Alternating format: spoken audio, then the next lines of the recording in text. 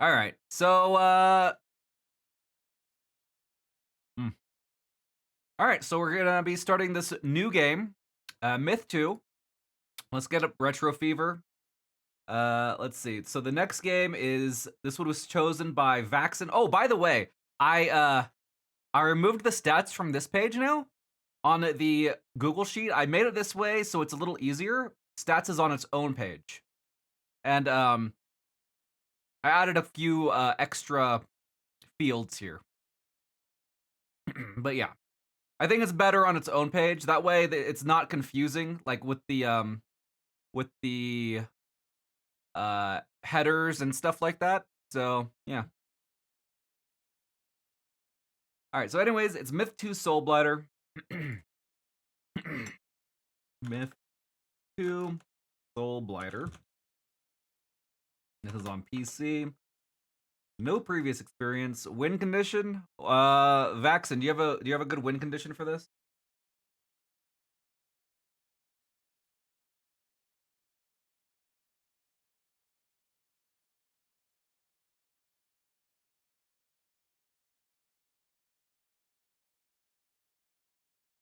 Beat the campaign. All right. Beat campaign. I thought maybe you would like know or have like some memory of this. Beat campaign chosen by Vaxen Omega, starting on the 28th, and it's rigged. All right. All right, let's check out the manual here. All right. Table of contents. We got a bunch of introduction. I guess let's go to that. We got introduction, prologue, the story so far. Then we have getting started, playing. So instructions on how to play. We've got multiplayer. We're not going to be playing any multiplayer. Characters, the light, the dark, and the non-aligned. Technical support. What's the abandoned condition? There is no abandoned condition. You just said it was known as a multiplayer game and you don't remember much of the single player campaign. Either way, whatever happens with this game, it's completely your fault. Whether it's good or bad. Oh dang, we got some nice little artwork here on the introduction. Look at this. Barbarian dude. Sure. Bungie is the game creator. So basically this is like the creators of Halo. This was like before they created Halo, I'm guessing.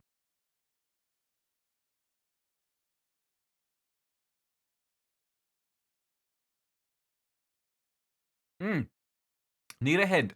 Stuck. Can't figure out the strategy that will get you to the next level? Just call 900-740-HINT for tips to help you in your battle against Soulblighter. It's just 95 cents a minute for automated hints or $1.35 a minute to speak to a live operator. $1.35 to speak to a live operator. $1.35 a minute? From 9:30 a.m. to 5:30 p.m. CST Monday through Friday. You must be 18 years old or have a parent's permission before calling. I better call my dad and get permission. A touch-tone phone is required.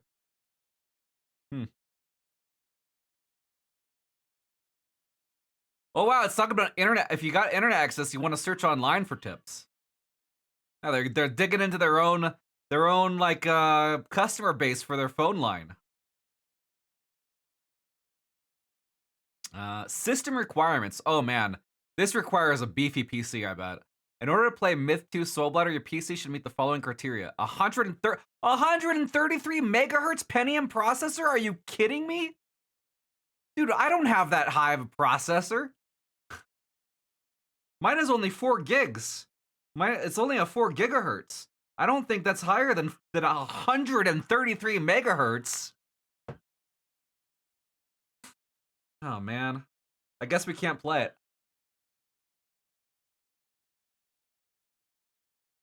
Windows 95, 98. Dude, that's higher. I only have Windows 10. I only have Windows. That's like 85 higher than my current Windows. What am I gonna do? 32 megabytes of RAM. Is that higher or lower than 32 gigabytes? I'm not sure.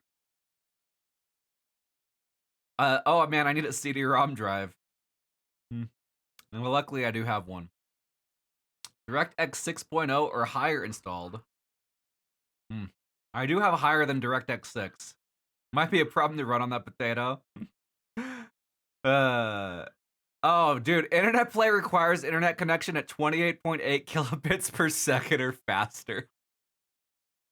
Oh man, dude, 28.8 modem. That was my first modem, you know.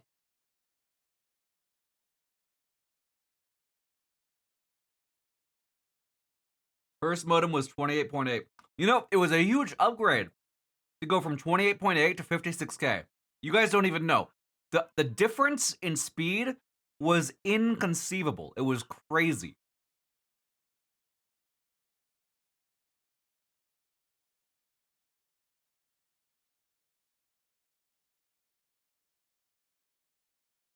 Son, get off the dial-up. I need to fax the office. All right. We've already installed it. We've already tested it. We don't need to look at the installation. Using 3D acceleration, Myth 2 Soulblighter takes full advantage of the rendering power of 3D accelerator cards that support Direct 3D, 3DFX, Rendition, and Rave, Mac only. Myth 2 Soulblighter will automatically detect installed cards when the game is launched. You can switch between the various rendering options in the preferences dialog. Wow. You guys, 3D. This game takes advantage of 3D effects. You know what's funny? StarCraft had a 3D-ish perspective, but I'm pretty sure it was sprite-based. I think. I don't think it was 3D at all. But I'm not 100% on that. Does anyone know more details on that? I think it was tile and sprite-based.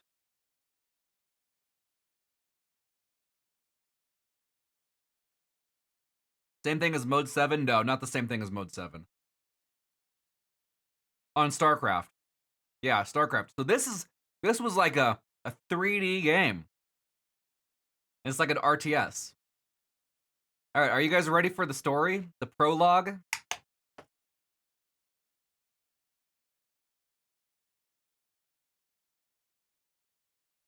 All right. Let's do this.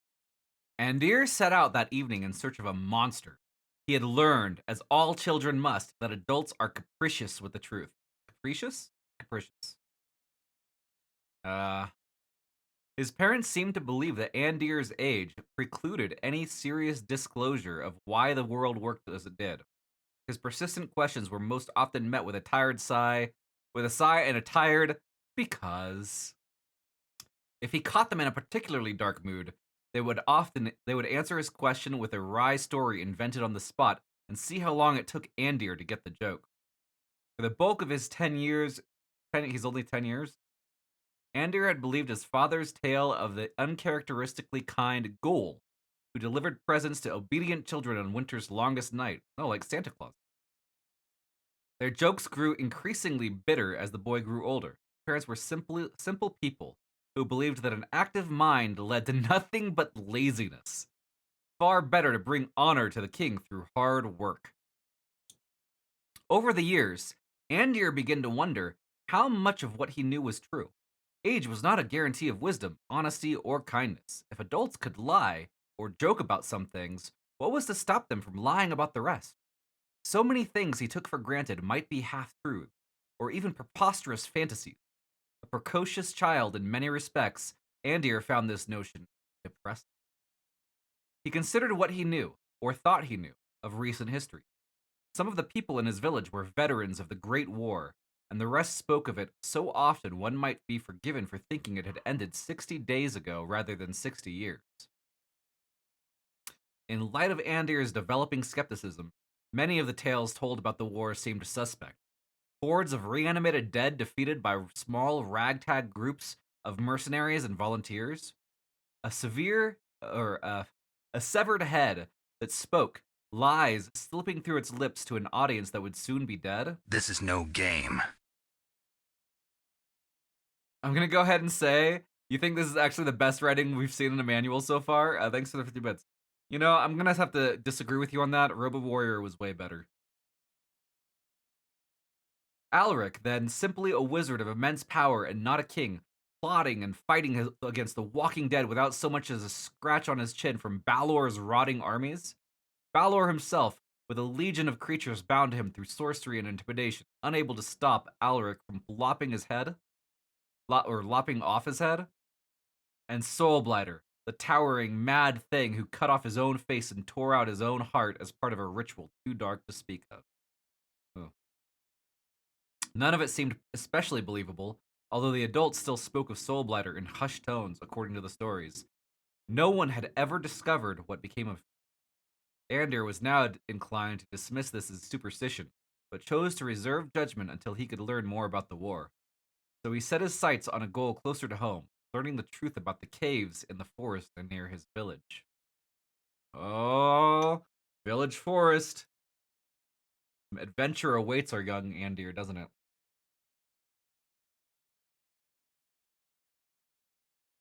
So did this happen before Myth 1? Or is this like Myth 1 story? I'm not sure.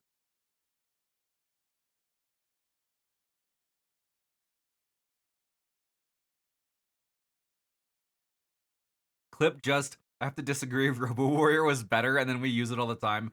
That is not allowed. I will delete that clip. I just have to find out how to delete clips. Alright. The forest was full of dead trees, which had a habit of falling over and killing things. Knowing this, his mother told stories of terrifying blur of claws and fangs that lurked in caves and fed on young boys. Andir suspected the story was false and planned to disprove it by examining the cave. He felt certain that he would find them as harmless and empty as his parents' words of caution. Armed with this knowledge, he might return home and convince his parents that he was mature enough to learn the truth about the world, and to have his questions treated with respect. If they must tell him stories, he wanted only to hear true stories, and stories of monsters weren't true. He slipped quietly from his family's cottage late one evening, darting between houses and trees, trying not to be seen by other villagers who might order him back home. Once he cleared the village, he had a straight run across a jade plain that ended about a mile from the edge of the forest. He could no longer see the sun, but enough light penetrated the tightly clustered tree trunks to keep him moving. He picked his way carefully between trees in the forest. It seemed that every other trunk was whitened and papered. One fell over when he leaned on it to catch his breath. Andy remembered stories of the fallen Lord Lord Shiver, killing any tree she brushed as she and her army marched toward Madrigal. Again, he wondered how true that tale was. He ripped large strips of bark off the living trees to mark his passage and kept moving towards the heart of the forest. By the time he found the first cave, night had crept up behind him, obliterating even the silhouettes of the trees. Steeling himself, he stepped inside and shuffled forward. The cave was damp with a roof that sloped gently downward to its end. After 10 feet, he had to bend down. After 20, he had to sit down. He smiled. If there were any beasts in this cave, they were so small as to be harmless, even to a child. Andir knew that his mother had concocted a story to keep him out of harm's way. He could understand and appreciate her concern, but also felt certain that his mother was jumping at shadows. He had learned the truth, and it had not hurt him. Andir crawled out into the night air and began walking back home. He could not seem to find the last tree he had marked. He stumbled through brush and over thick roots for perhaps 30 minutes before he saw the crow. Although in perfect darkness, the black bird somehow stood out. Its feathers were a glistening, oily black that seemed to pulse with some inner turbulence. The bird seemed to look past him rather than at him. Curious, Andir stepped toward it. The bird hopped away. Andir followed. He tripped on a root and fell against a fallen willow branch. The noise he made must have drowned out the rustle of another bird's wing, for when he picked himself up, there were two crows before him. Both stared directly at him. Their eyes moved with the same sinuous, smoky motion as their feathers.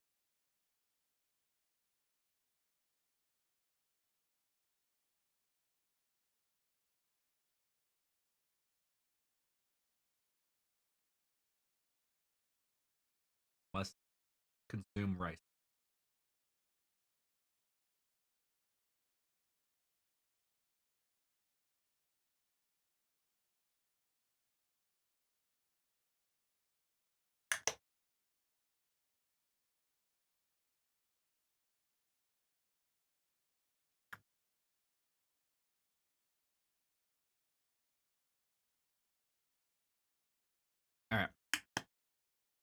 Andir understood that these were no ordinary birds, but had a sudden urge to go home and wait until daylight before returning to study them. He stepped backwards, eyes on the two crows. They remained motionless. He turned around, intending to go back to the clearing he'd passed about 20 feet back and choose another path. He stopped. Andir stood within a group of crows arranged in a perfect circle. Creepy. He felt sweat running down the side of his face. The crows took baby steps forward, closing in almost imperceptibly. Andir squatted low and ran his hand over the ground, trying to find a fallen branch with which to shoo them away. Crow pecked at his hand and he swung his arm aloft in self-defense. Andir felt an ugly numbness spill down from his upraised arm into the rest of his body, and his muscles gave way and he fell to the floor of the forest. Andir felt as though all of the skin on his body was crumbling like paper consumed by fire. Andir saw a tall man smiling so hard it almost seemed as though he had no lips. Overspiced! You sure are setting a mood right now. It'd be a shame if what? You gave 5 gift subs? Thank you for the 5 gift subs. Very much appreciated. Alright, well. You know what we gotta do when that happens. Alright. Where were we at?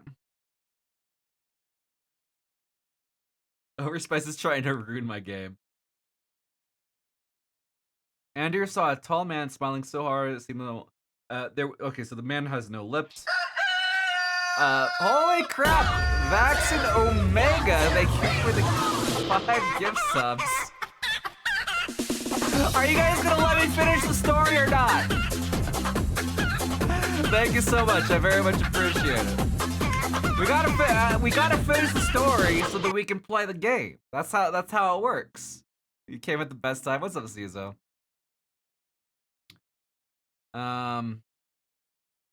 There was a grotesque scar running down his bare chest. Andir knew his name from the stories, and might have said it out loud had his tongue still worked. And something else behind him, something nameless for 1,000 years. Andir's final insight was that all the stories contained a little truth. Larger truths, like that of the scarred presence towering over him, could never be adequately conveyed in a tale. He blinked and the monster was gone. Is there any cold medicine? And the crows were on him. Negotiations are all finished? Thank you for the 100 bits, Master Steak. Thank you for the 218 bits, Overspice.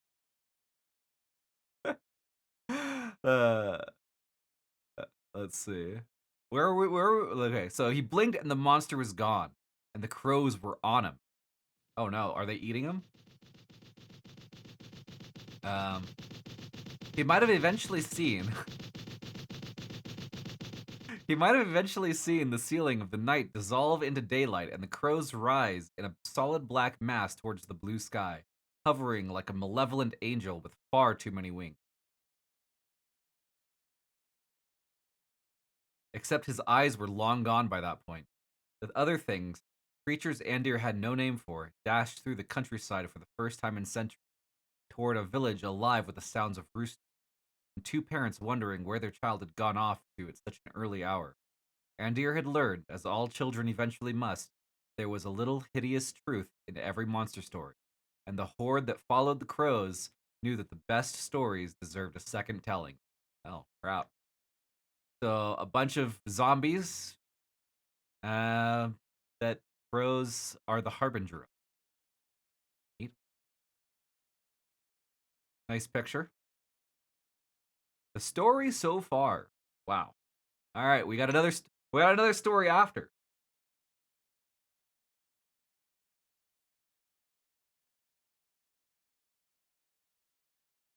All right, so I think the prologue is what just happened, and the first game took place like 100 years ago. Is that right? Is that how it worked?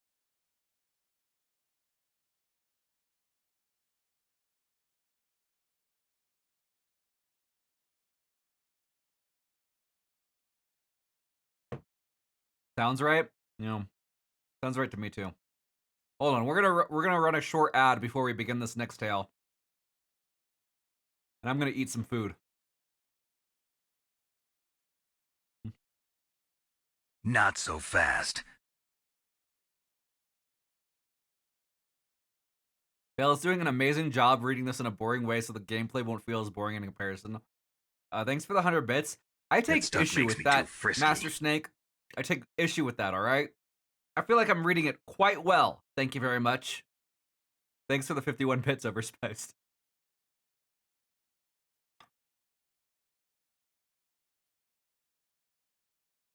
You're really enjoying this story reading? We should have a story time. I wish I could just read books on stream for people without, like, you know, running afoul of, you know, DMCA protections and copyright laws and stuff.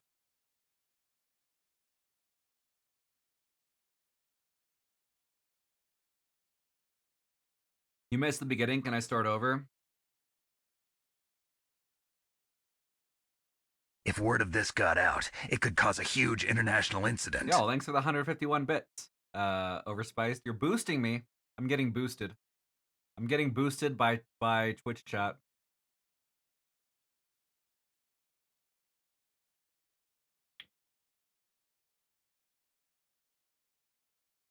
Honestly, you know what I really loved? I used to love reading these stories. Like Blizzard with Diablo, the first Diablo and Warcraft 2 and Warcraft 3, they came with these thick manuals, right? And they had tons and tons of lore and story in the manuals. And I loved reading that stuff. I loved it so much. I used to read it all the time. Like every single time I got a new game, I would read all the lore, you know? Like Blizzard had some of the best lore when their games came out. Like the most interesting stuff.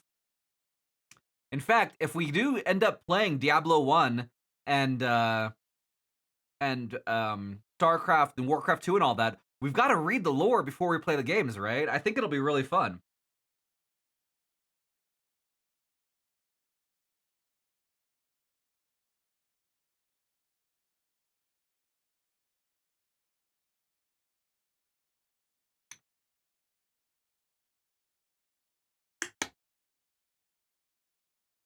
How many of you all did that same thing? Did you guys ever read the lore for StarCraft, Warcraft 2 and Warcraft 3 and all that stuff?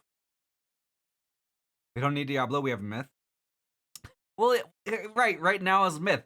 Eventually we can go move on to other things though. I do like the lore. The lore is really cool in the older Blizzard games. Let me clarify that. In every older Blizzard game, everything Warcraft 3 and earlier.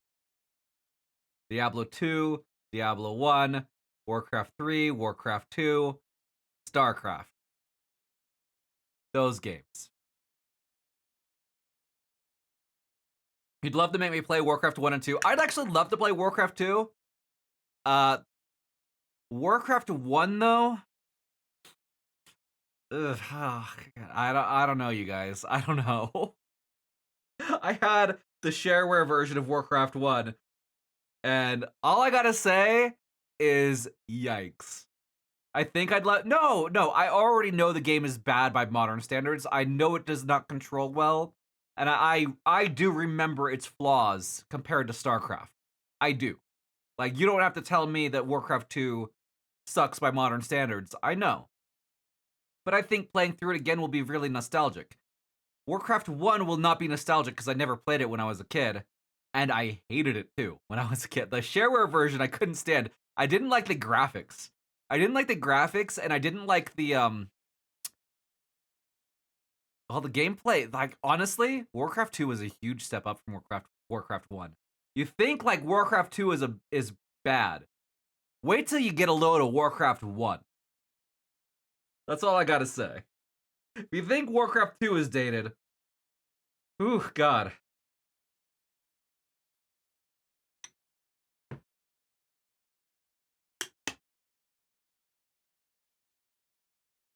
Warcraft 2 to StarCraft was a bigger step up than Warcraft 1 to Warcraft 2. I don't know about that.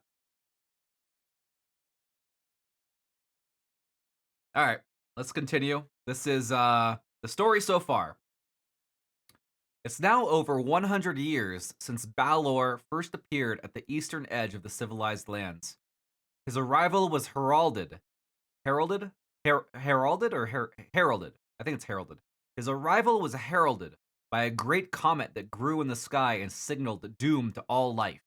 With dark arts, he raised up the fallen lords, sorcerer generals like himself, bent to his will and desiring nothing but to lay waste the living and rule over the blasted lands. Among their number were Shiver the Deceiver, the Watcher, and most vicious and cunning of all, Soulblighter. Leading a grim army of beasts, spirit creatures, and the reanimated dead, the Fallen swept through eastern villages and cities, destroying the great capital at Mirthemne, and scattering the survivors. Mirthemne, or something like that. I don't. They passed the great continental range of the Cloud Spine and flooded into the rich lands of the west. Only two of the great cities of the west still stood when our armies rallied. Pursuing a plan of retaking strategic points and exploiting the weaknesses of the fallen, Alric, last of the 9 protectors of the west, led a strike through the fallen lines and directly for Balor himself. In a desperate gamble, Alaric tricked Balor into exposing himself and cut off his head. Eluding Soulblighter, he brought it to the Great Devoid, a vast pit in the heart of the world, and threw it in to seal Balor's fate. Their leadership broken, most of the fallen lords were soon hunted down and destroyed by Alaric's armies. With Balor's destruction, Soulblighter found himself defeated, but alive and free from Balor's service. He escaped into the wilderness to bide his time and look for an opportunity to return to his former power, to achieve the ambition that was denied his master. Now 60 years have passed since the end of the Great War against the Fallen. Alaric sits on the throne in the rebuilt city of Madrigal. Oh, so Alaric is still alive after all this? 60 years later? Warriors have returned to their villages, and and allies like the Firbolg their homeland. Peace reigns, and the land prospers. History proves there is always a lull before the storm. All right. Okay, we don't need any of this. We don't need this. We don't need this. We don't need this. Playing interface. Mm.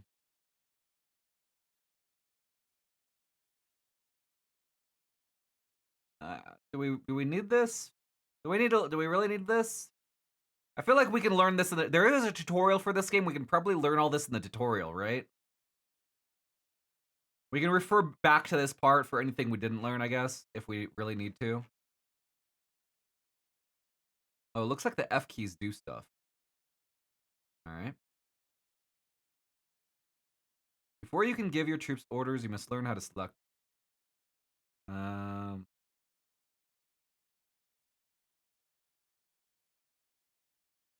You have to shift click.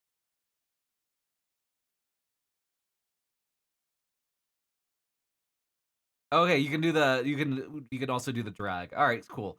Nice. All right. Preset selections. Name. Each unit has a name, allegiance, health, blah blah blah, experience. Individual units gain experience for every enemy unit they kill. When an experienced unit is selected, every kill that unit has made will be represented in the status bar by a shield. Experienced units get attack faster. Oh wow, so getting kills is actually very good. I didn't realize that every single unit was going to be like leveling up and stuff. Scattering, attacking, holding, retreating. Wow. Okay. It seems like there's a lot more stuff to do in this game with formations than in StarCraft. Interesting. Formations are incredibly important in Myth 2 Soulblighter. Orienting your troops in different formations allows you to strike effectively, rather than as a mob. You will need to learn how to use formations if you expect to hold your own in a network game. There are 10 preset formations which correspond to the 10 number keys at the top of your keyboard. Following is a description of each. Short line, long line, loose line, staggered line, box, Rabble, Shallow Encirclement, Deep Encirclement, Vanguard, Circle. Huh. Certain units have special abilities in addition to their standard attacks. To use a unit's special ability, select the unit and press the special ability button on the control bar or press the special ability. Okay. Bowmen are equipped with a single fire arrow, which is lit by pressing the special menu. Okay. Fire will. Wow, the fire spreads.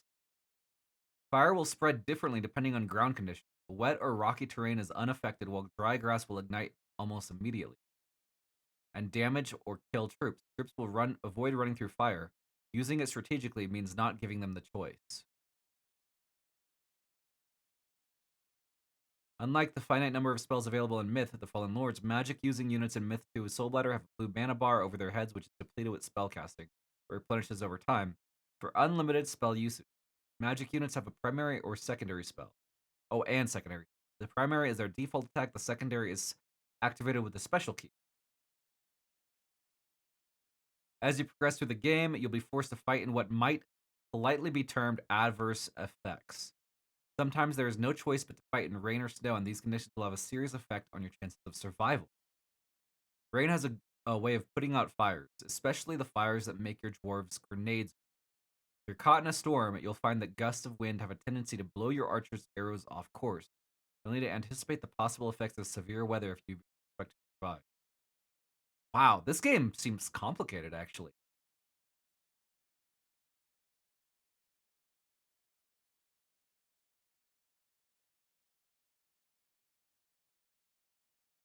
Um, Multiplayer, we can skip multiplayer. We're not playing multiplayer. Skip, skip, skip, skip, skip, skip, skip, skip, skip, skip. Yeah, look at all this multiplayer stuff.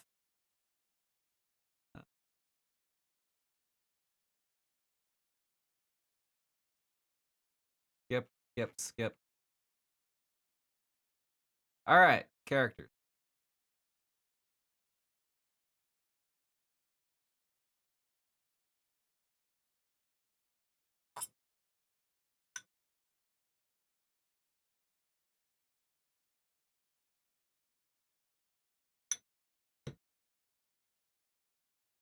Hey, listen. Chonker. Below is a list of units you will encounter while playing Myth 2 Soulblighter. In single-player game, you'll be limited to light units. In a multiplayer game, your force can include both light and dark. Okay.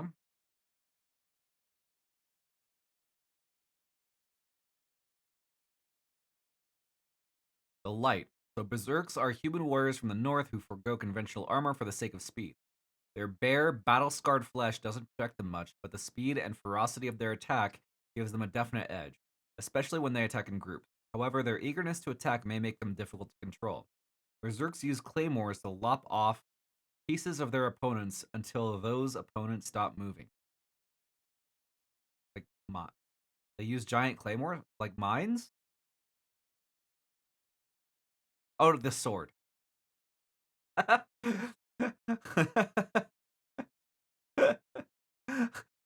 I was like, man, this game is way more advanced than I thought it was. I thought it was like swords and sorcery.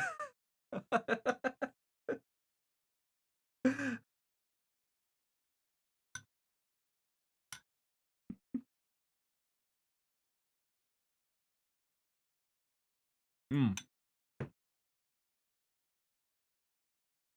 Bowman. After the war against Balor ended, the Firbolg returned to their own land.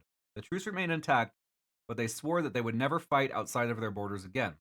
Humans who had fought alongside them had come to rely on the Firbolg ability to attack opponents from a distance, and human militias soon drummed up their own groups of bowmen. A group of bowmen can do substantial damage to enemy forces while they're still too far off to fight back. In addition, each unit carries a fire arrow that can be activated. Okay, alright. Bowmen are good. If cornered, bowmen can fight with a knife, although this is not their strong suit. To make your bowmen fight hand to hand, select the bowman, then double click on a nearby enemy unit. So they're not Legolas.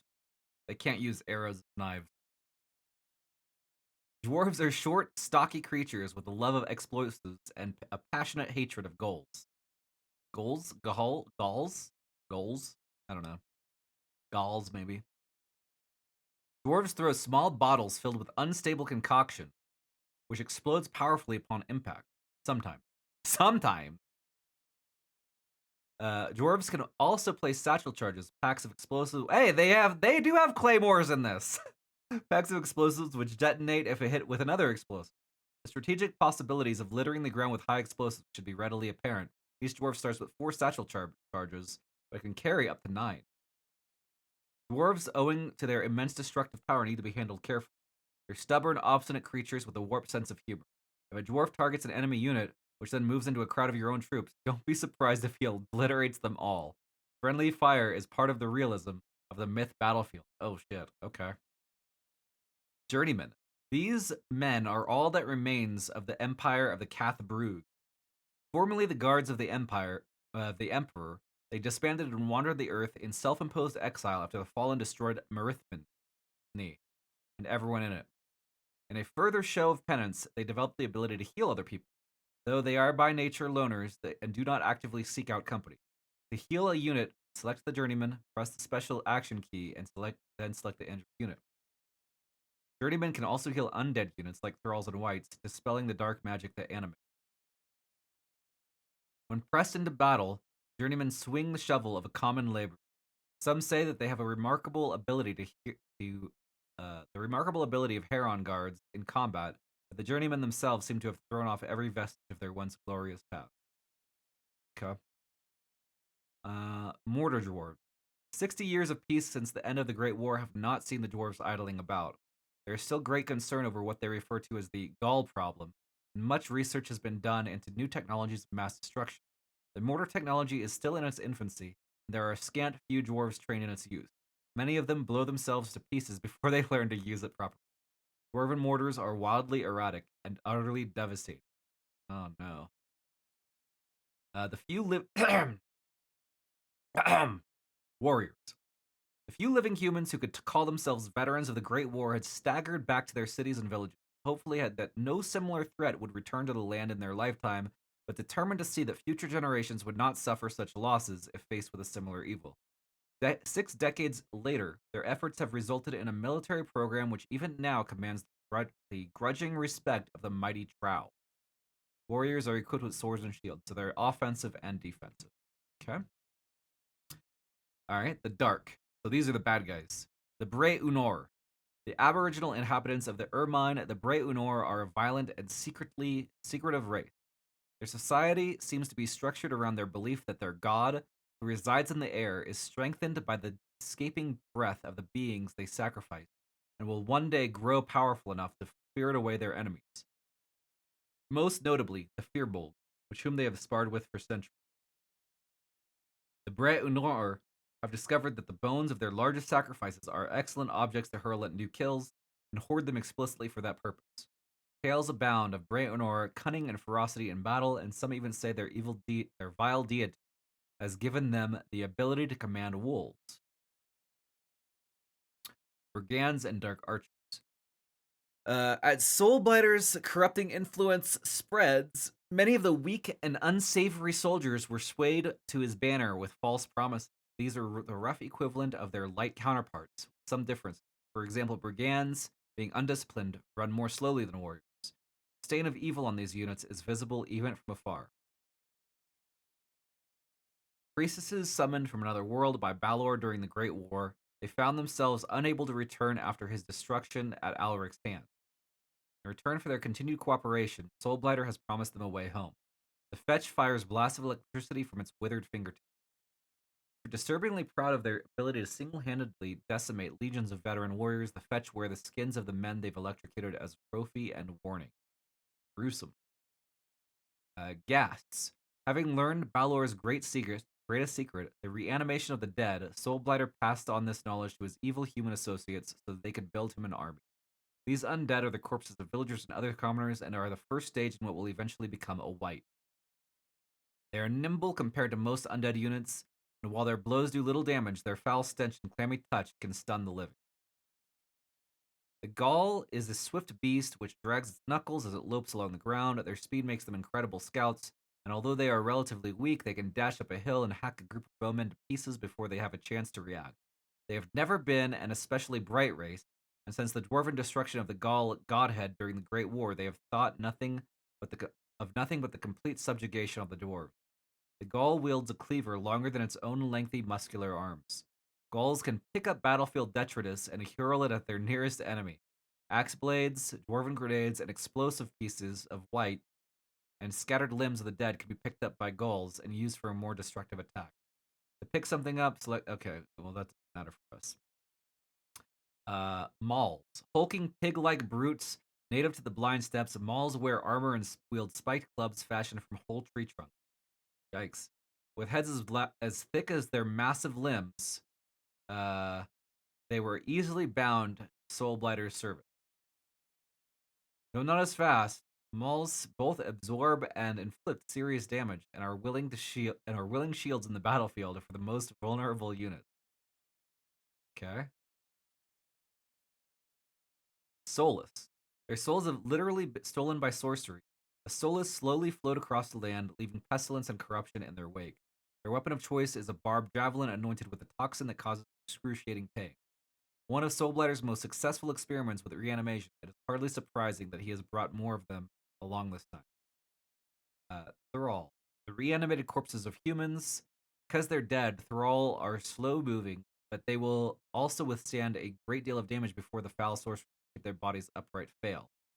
Another benefit of being dead that the Thrall enjoy is not being required to breathe, which allows them to remain underwater indefinitely. The only weapon the mindless Thrall can use with any degree of success is an axe. Since they're dead, Thrall, wights, and ghasts don't have to breathe. Unlike the living, they can travel through the deepest water and can remain hidden underwater indefinitely.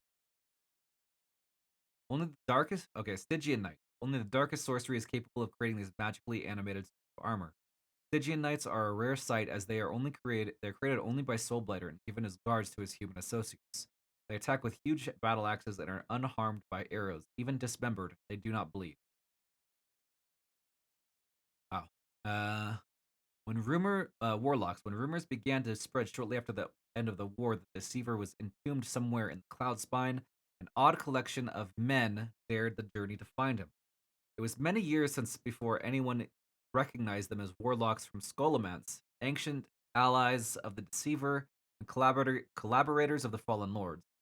Warlocks have a primary fireball attack and a secondary confusion spell. Not confusion again. Oh no. The confusion spell can be activated by okay, yeah. A stitched up corpse given new life by dark magic as a breeding ground for virulent disease and foul decay. The white shambles up to its target, plunges a dagger into its gas-filled body, causing it to explode, shaking the earth around it, destroying anything in its immediate vicinity, and coating everything with a thin film of pus, which induces a brief paralysis. You can order a wow, dude, whites sound crazy. Insane. Um, you're doing homework while I'm reading this, and it keeps sounding like I'm reading Lord of the Rings to chat.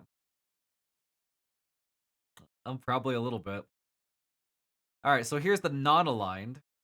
We have cave spiders. Dwarven legend tells of spiders that grow larger than humans, living unchecked in the deepest bowels of the earth. Their constitutions are weak, but their frightful size and sheer weight of the numbers make them more than a match for those foolish enough to delve into their subterranean lairs. Having no loyalties, they will also attack the fallen. The we have Trow. The Trow retreated to the north at the end of the Great War and have since held a nervous truce with the humans who slew so many of their number during the conflict. Their bitter memories of their own golden age, many generations ago, have left them with a collective hunger for a return to better time. This urge does not prevent the Trow from exacting a frightful toll upon anyone who would pass across their land they have claimed as their own. Trow wade into a melee with mighty kicks powerful enough to rip the target's body in half. Oh, okay. Technical support.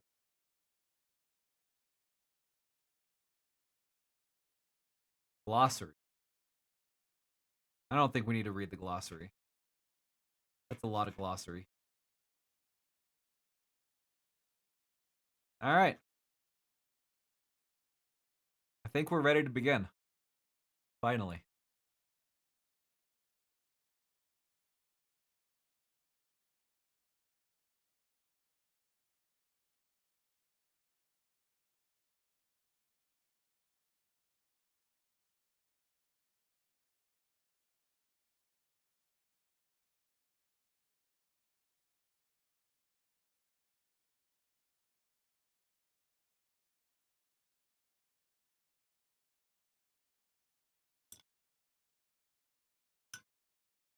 Anyone beat this game here? I don't think even Vaxen beat this game. Vaxen says that they played mostly multiplayer in this game.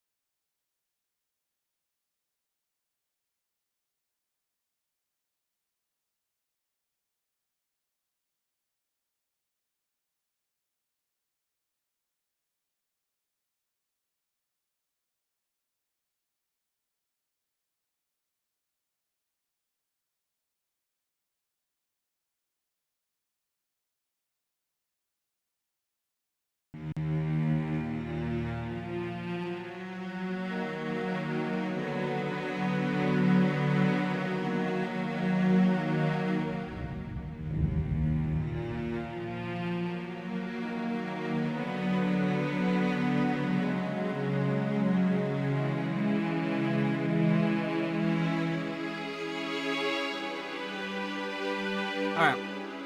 I think we can take a short break before starting. I'm almost out of water.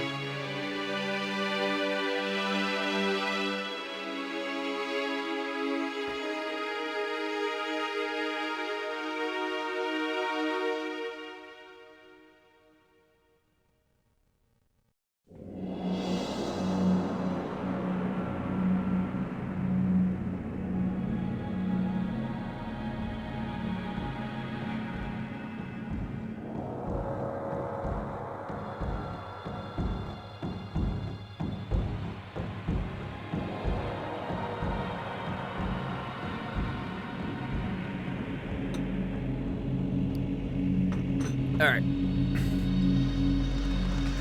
I'm gonna go fill up my water bottle and then we will begin.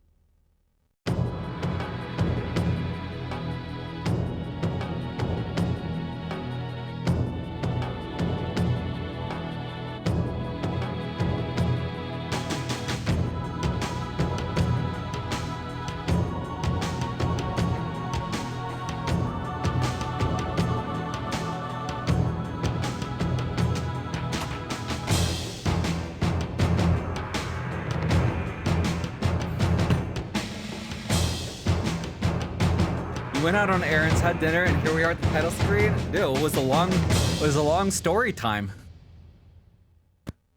Tons of things to read.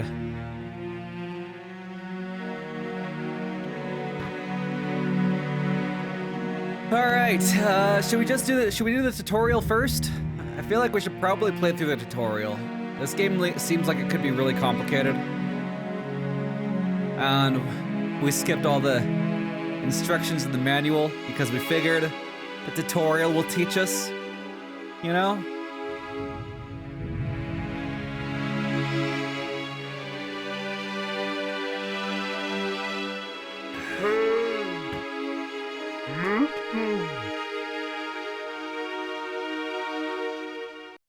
Let's do it.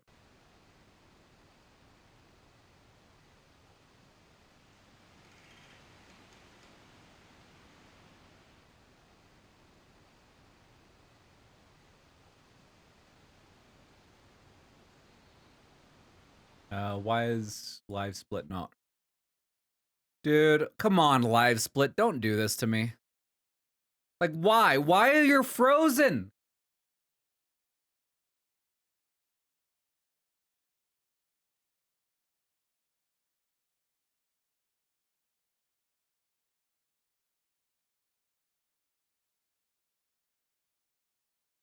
Why are you like this live split? Why are you like this?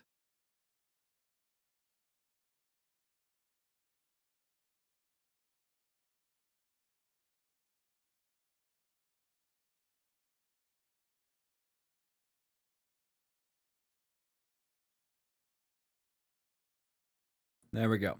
Okay.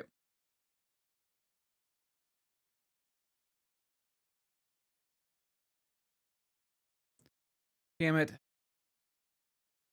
This is no game.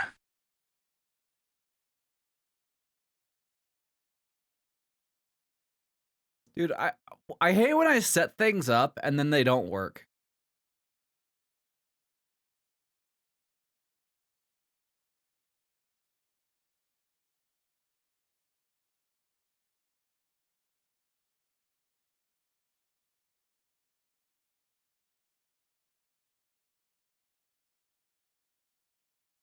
Would I say the live split is like detritus?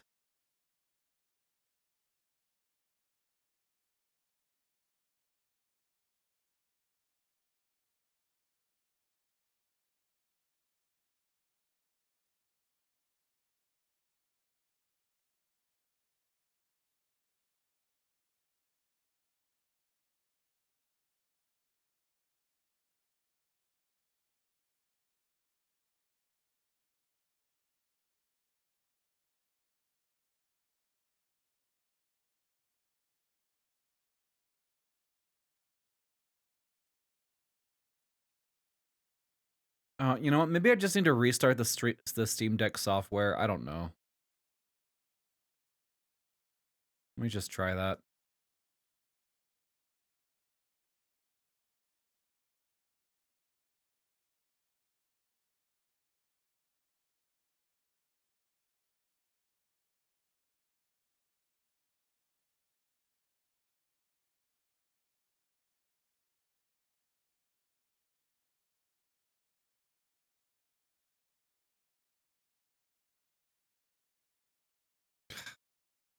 How fucking annoying.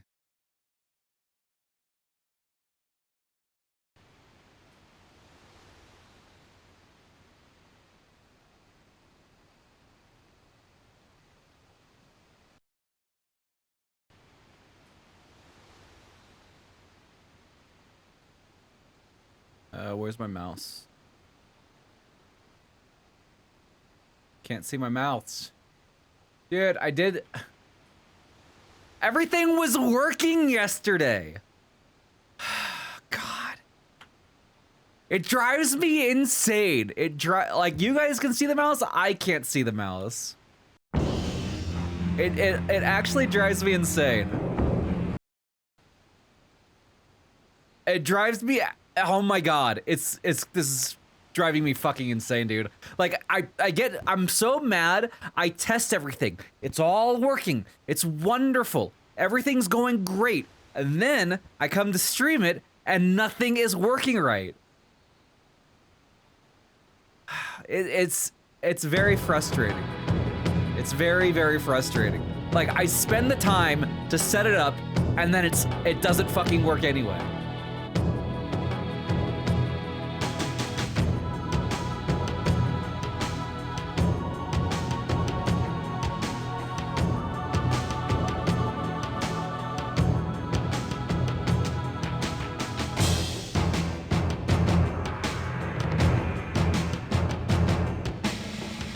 Dude, yesterday the mouse was working. Yesterday I could see the mouse. You could see the mouse on the OBS, and I could see the mouse. Why all of a sudden I can't see the mouse at all? I have no freaking clue.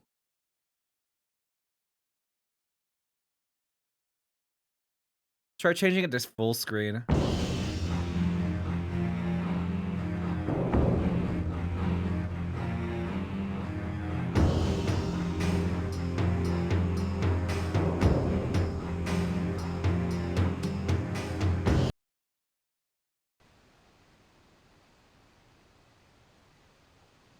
God, are you fucking kidding me? Are you you've gotta be kidding me. I'm so upset right now. You guys have no idea how mad I am. I may not look mad. I might be smiling, but I'm actually pissed.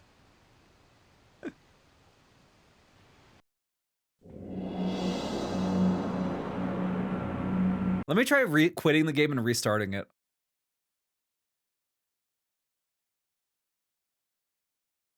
What are these holes in the wall for? My smile really shows my anger. I know. Thanks for the 170 bits. Try DirectX 11. Yeah, maybe I'll try that. Okay, I actually hate the full screen because it moves every single one of my windows.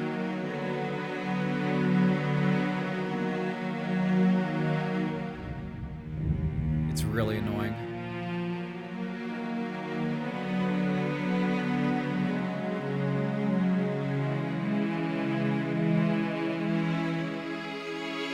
Say hi to Fred, that'll make it better. Hi, Fred.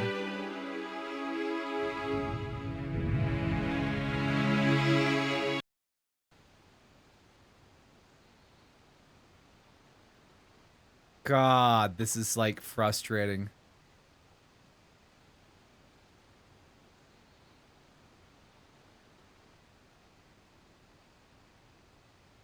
Welcome to Myth 2, Soulblighter.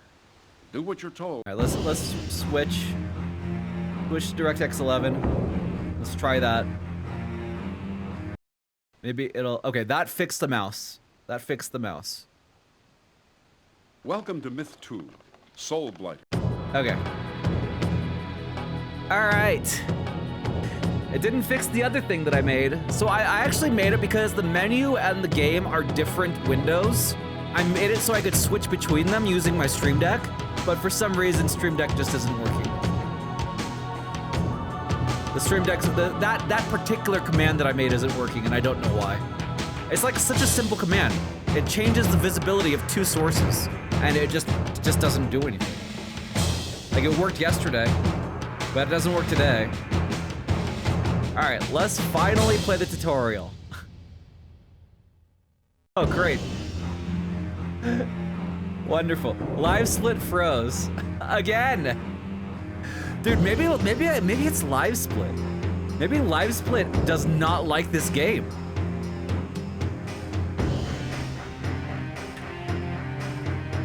I actually have to freaking open Task Manager to end live split. That's so disgusting.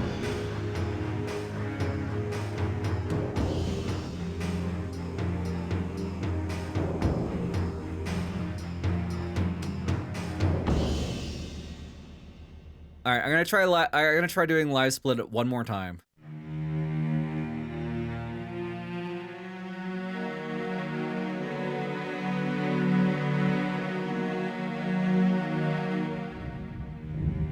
Okay. Welcome to Myth 2, Soulblighter. Do what you're told. All right. And you might live to tell about it. Okay, we can actually do this now. Camera control is important for playing Myth 2. Use the W and S keys to move forward and backward. All right. Oh, A and D don't do anything? That's very good.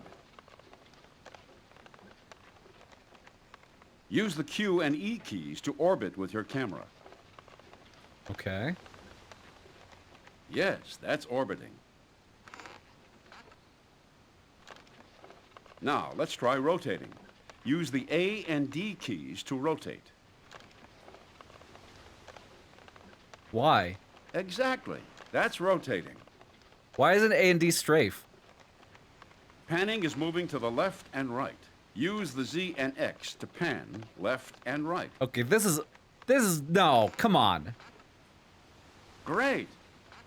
Why is Z and X the not oh man, Z and X should be The A C and key D. zooms you close to the action, while the V key zooms you out. Good job.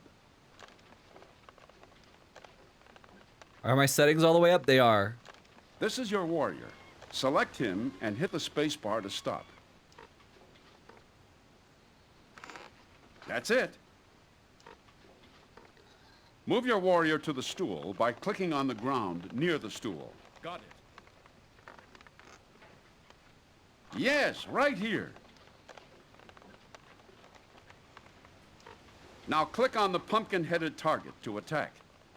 Kill Pumpkin Man.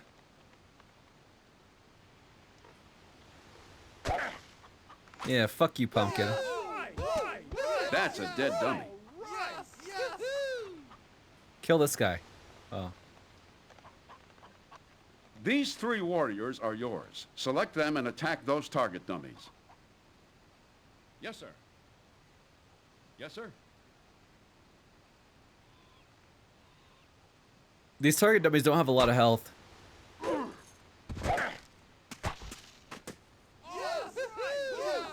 Very good.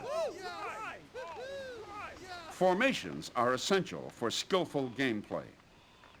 Select all of your warriors, press the 3 key, loose line formation, and click on the ground. Yes, sir. Haha, Yes, very good. that You is just the murdered loose line someone. formation. Now try the vanguard formation. Select your warriors, then hit 9 and click on the ground. Yes.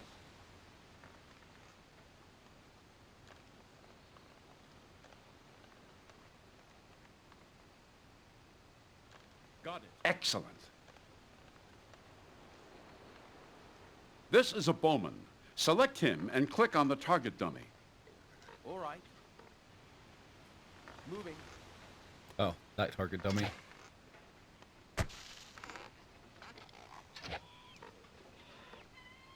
I kind of wish it always showed the enemy health. Well done.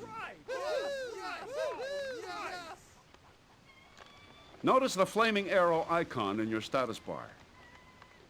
Oh, yeah. Select your bowman, hit the T key, and click on the target dummy.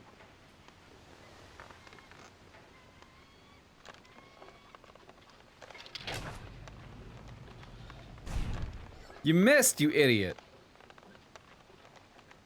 Now that's a fire. The journeyman has a special ability to heal units. Select the journeyman, hit T, and click on the warrior to heal him.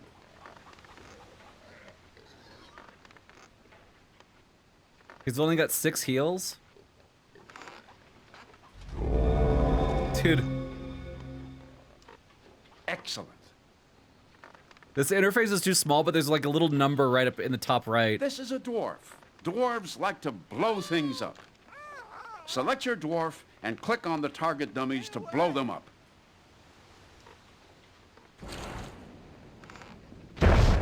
Damn!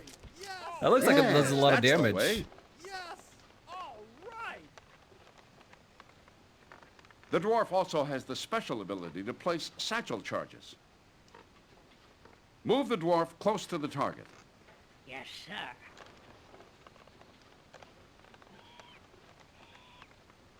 Now hit T to place a satchel charge. Now control-click on the ground near the charge to blow it up.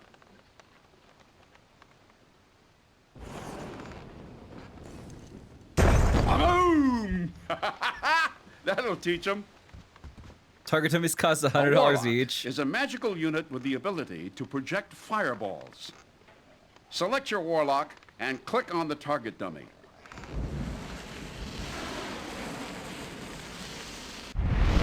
Isn't magic fun? Good shot. Oh, I mean, please don't kill the hawks. Okay. Now you'll have a chance to try experimenting with your units. Can I kill the pigs? Piggas? When you wish to leave the tutorial, move any of your units near the windmill.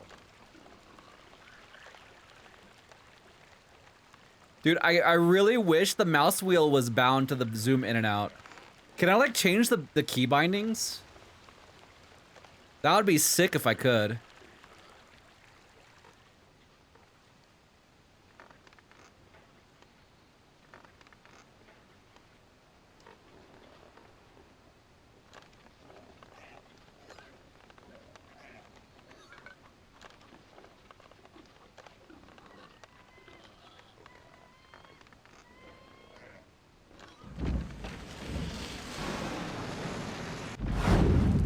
Holy shit, Fireball has a huge AoE.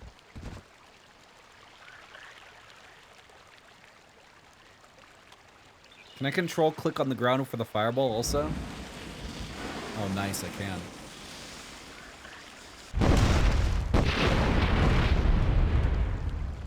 Wow, dude. Wizards are definitely OP.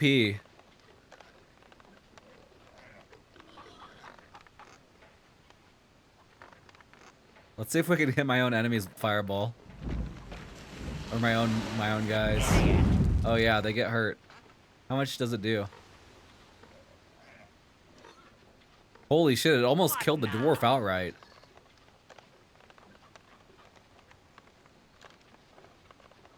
Wizards are OP. Isn't that a warlock? Sure, warlock. On my way. Warlock, whatever. It's fine. Alright. Think I got the hang of it. Definitely want to test out to see if I can change the controls, though. You finished the tutorial. Good job. You think the goal is to not kill your own party?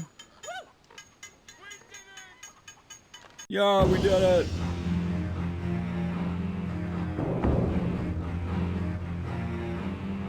Alright, preferences... Controls...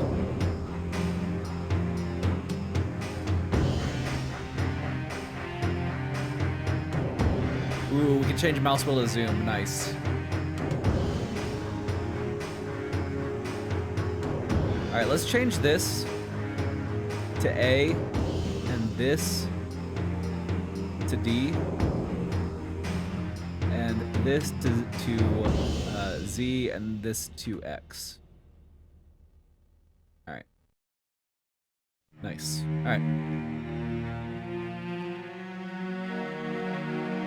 New game.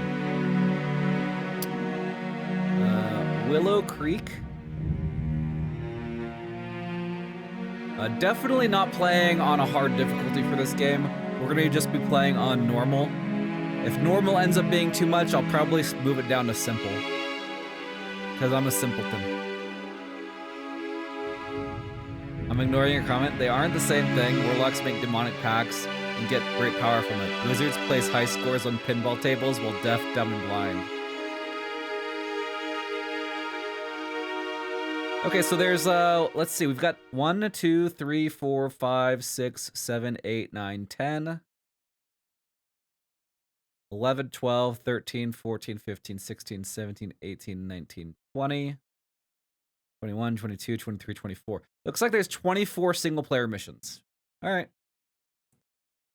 Let's give it a shot.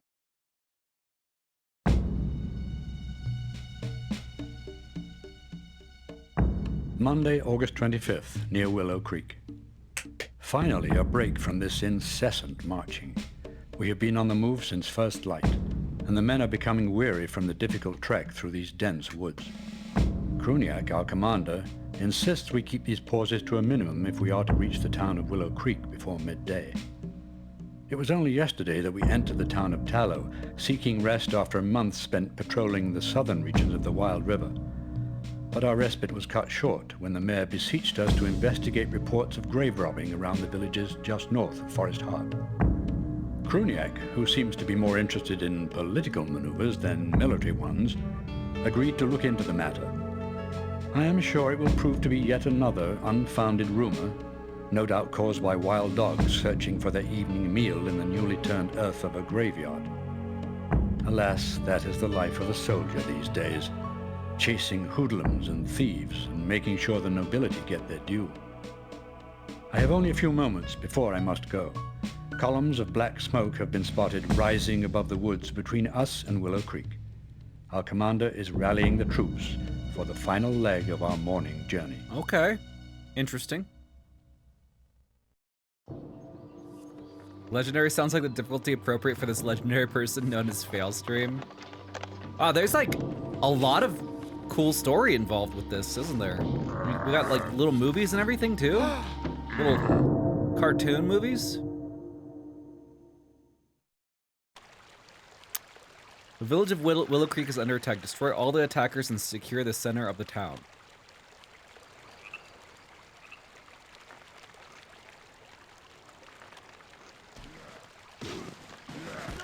Help! The town is under attack! Run for your lives! Hey, listen! Game is messed up again? Oh.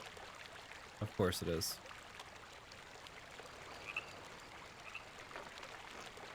Should be fixed soon. Got it. There we go. Okay. This is what, man, I'm so mad that my little button isn't working. Because I have to minimize the game Yes. to make it work. We're moving. Dude, I can't reach these stupid zombies. They're running away from me. Stupid little punk ass zombies. Come on. Aggro to me. Oh. Zombies are killing these poor villagers. Yes. Got it. Oh, here they come. Alright, I need you. I hit the lead guy.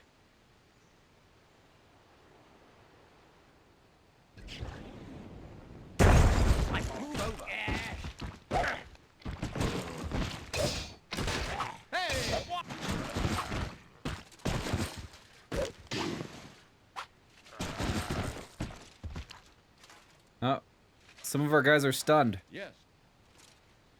How long do they stay stunned for? I'm kind of surprised there's no music in this game. Yes, sir. Okay, that's not long. It's not long.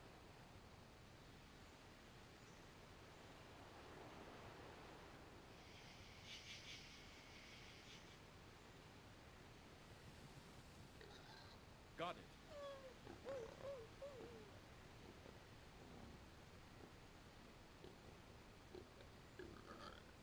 We're moving. Vaxon's pick has no music? Yeah.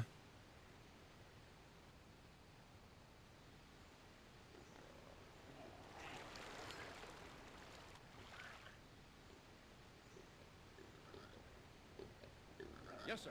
Help! Help!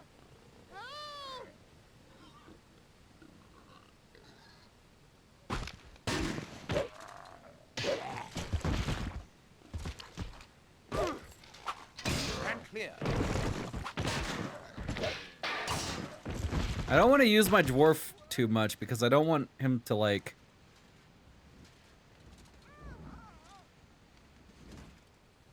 hit my soldiers, you know?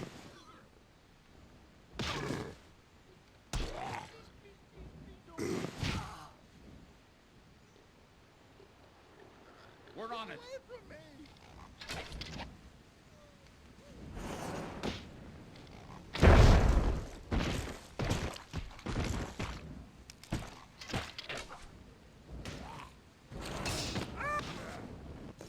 Help! We're on it. Dude, my dwarf can just take care of himself.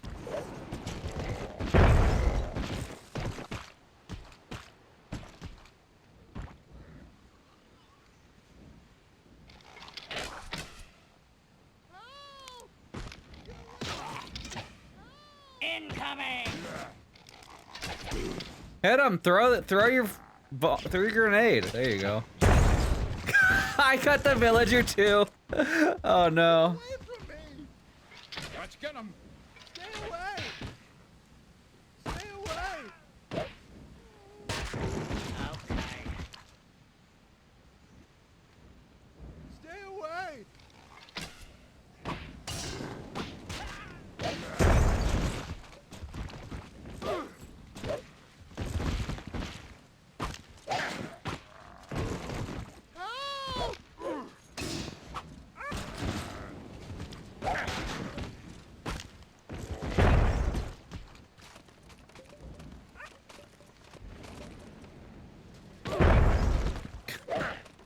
You know what? Fuck these villagers' crops. Fuck your crops. Oh, the poor villagers. They think we're coming to save them from the zombies.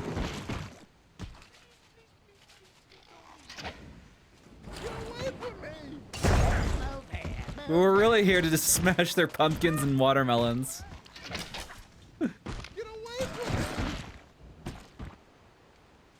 What is the objective here? Destroy all the attackers and seize and secure the center of town. Okay. Get away from me!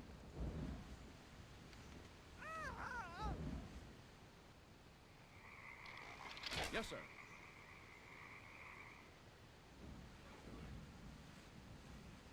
Get away from me! Stay away! Definitely, you get back. Move over.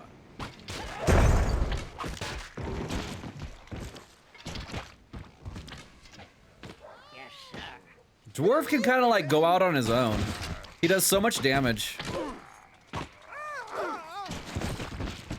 Let's get him. Get away from me!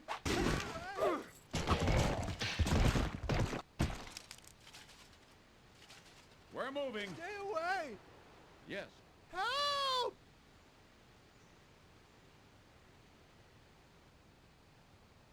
Where is the center of town?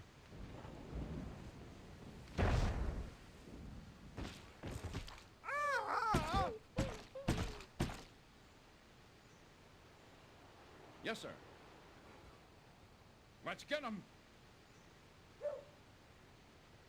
Help! Please, please, please, please, please don't eat me. Stay away! The graveyard? That's the dead center of town?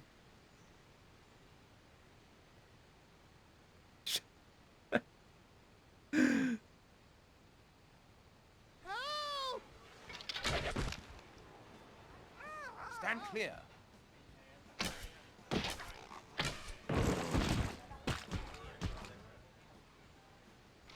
Stay away! Yes. Stay away! Get away from me! Oh, you dumb villager. Stay away! Dude, okay, that one was the villager's own fault. I think you'll agree. You'll all agree. We're moving. Really shouldn't have gotten so close to that zombie. Why was it running towards the zombie? Stay away! Help! Stay away! Oh, we got 4 zombies up here. This looks like a job for the dwarf. Stand clear. Move over. Stand clear. Hey, listen.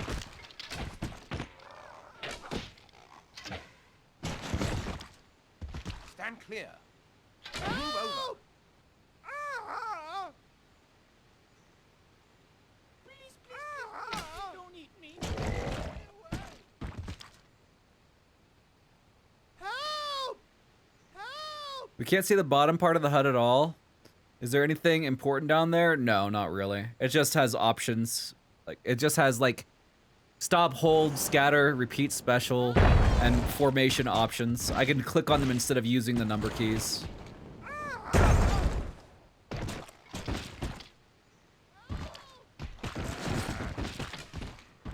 Stand clear.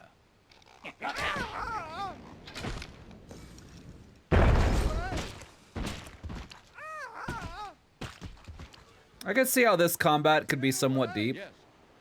but really I think range and especially the dwarves are really strong.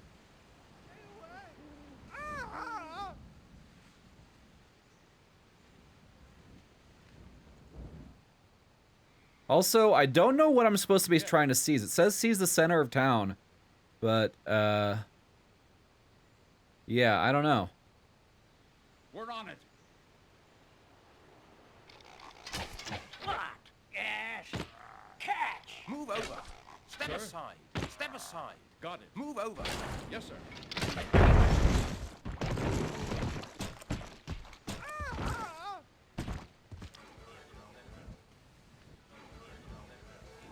Well, the ale house, is that like the center of town? I feel like I'm in the center of town. Maybe it's like a wave thing? It does seem like it's like a wave. Like they're waves, they're coming in waves. Yes, sir.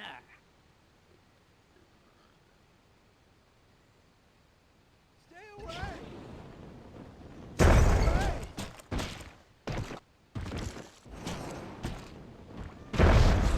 Mic up, Captain. Step here. Step aside. Yes. Move here. Move there. Okay. Like here comes another wave, right? They're coming in waves of 4. Got it. Stay away! Help! Get away from me!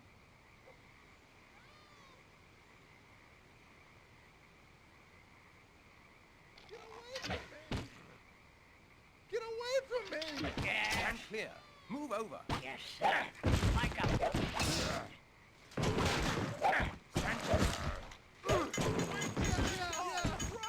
Okay, yeah. Alright, that's all it was.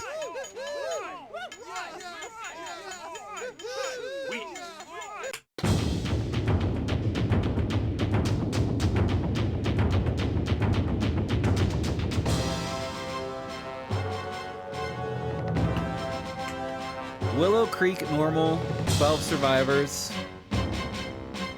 29 kills, 5 kills for the dwarf.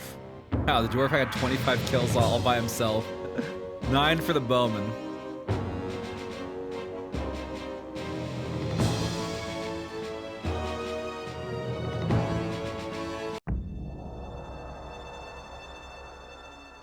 Monday, August 25th, Willow Creek. I can hardly believe what I have just Pace of play witnessed. seems glacial. As we approached Yeah. the village of Willow Creek, we saw Definitely what appeared slow. to be a band of ruffians terrorizing the peasantry. If only it had been so. We rushed to the fray and were able to save a handful of people from the wretched claws of the walking dead. Although many of the surviving townsfolk fled the area, those that remained were intent on seeing to our needs and mending our wounds. One man said he was tending his livestock when he saw creatures spill out from an overgrown trail that leads to an ancient nearby cemetery. Another villager, a small girl not yet old enough for the fields, said that she had seen brigands take her father and a few others in the direction of that trail. Kruniak immediately sent scouts to scour the area near the trail for the missing villagers. They returned just before sundown to tell us there were some men holding captives at the cemetery. Upon hearing the news, the survivors begged us to help free their kinsmen. We take our leave in a few minutes. Okay. Gotta save some peeps.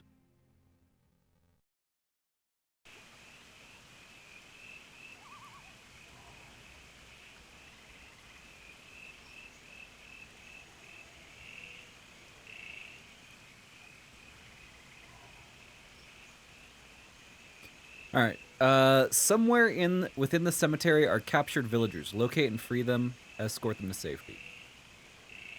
Sir, they're holding the village come on, captive come on. to the Okay, back of cool. the cemetery. Right. Let's move.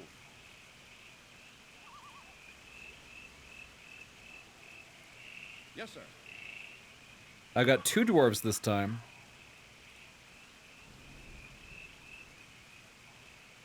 Oh, this is my dwarf with 25 kills. He's still alive. Dude, do my units just carry over? I get a few new ones and then all my current units carry over? That's kind of cool.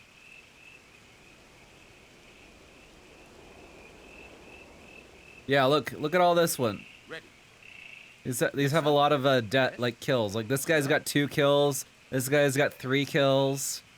Sir, This guy's got like 7 kills. your orders, sir.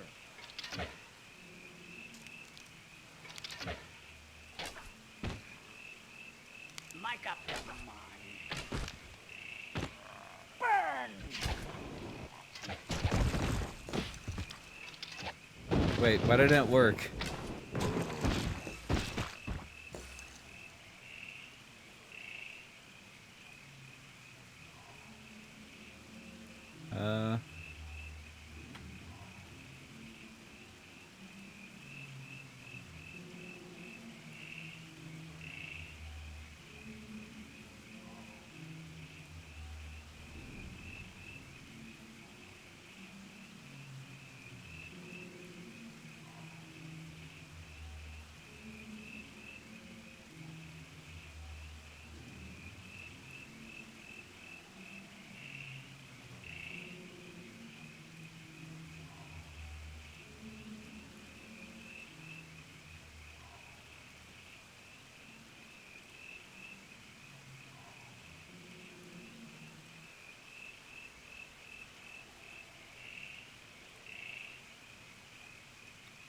All right, dwarves, don't fail me now.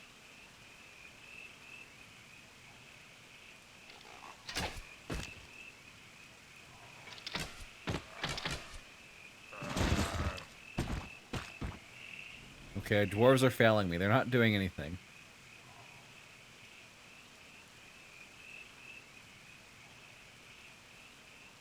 Are these bad guys? Damn, this weather cuts right to the bone.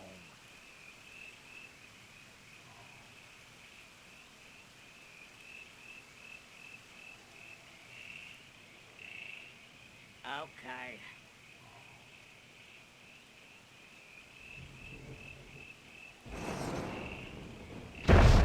What the? Move over. Move here, move there.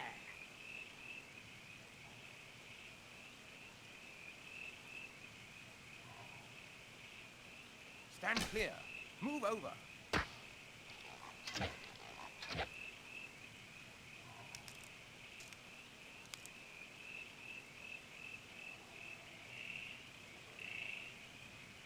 Dude, why are those guys running away?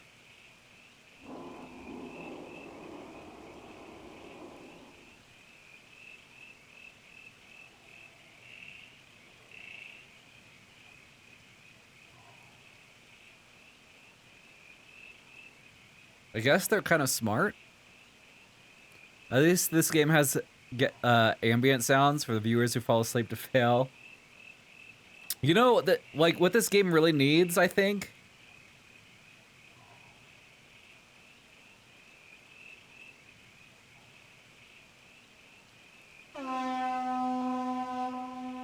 is music.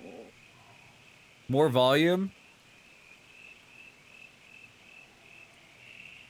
I think there's plenty of volume. Get us out of here. Stand clear. Move over. Step aside.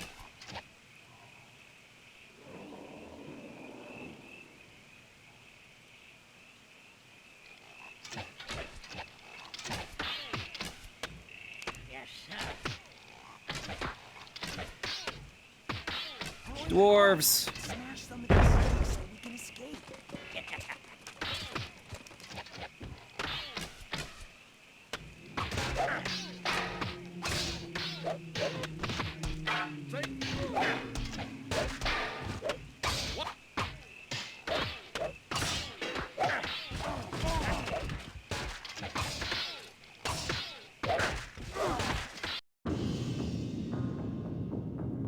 Oh, I got it already?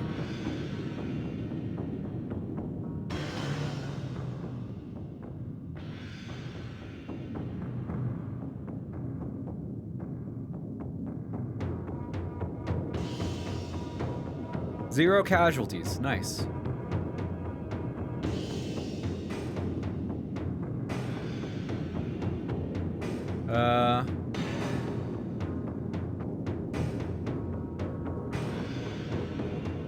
I lost? Am I seeing something we're not? Yeah, it says no casualties. Oh, but I can't move on. Oh, the hostages got killed. Oh no. Sir, they're holding the villagers captive near the back of the cemetery. How did the hostages get killed? Did I kill them? Let's move. Yes.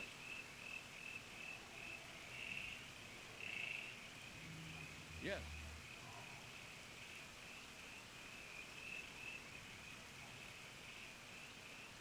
Maybe my dwarves killed them. I don't know. Yes, sir. I think I need to be careful about opening up the Yes, sir. the fence. Yes. Take the dwarves out. Move over. Stand clear.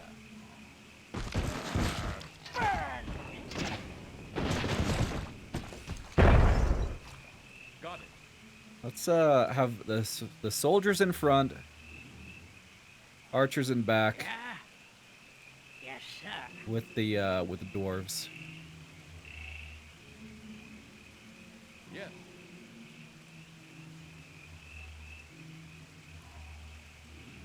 Make up your mind. Okay. Yeah, the pacing of this Move early here. missions is pretty slow. Considering how much walking you gotta do with nothing in between.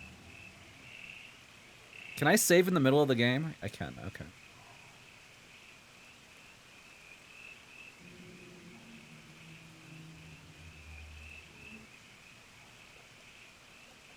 Yes, sir.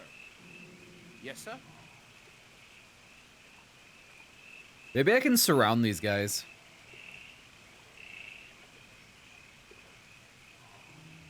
I wonder if like if they like went off and did some kind of a warning for the others.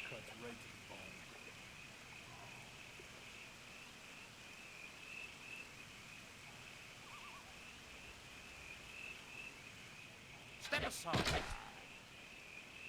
Stand clear. Make way for the door.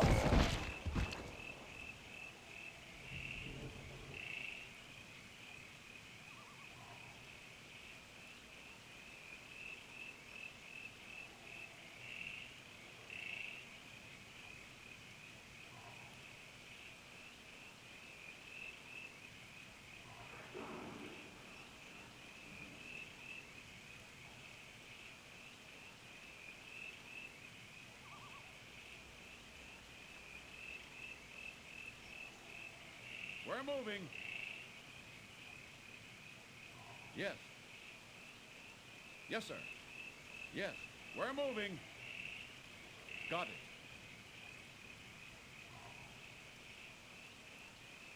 I wonder why these guys are such shitty guards. Yes. We're moving.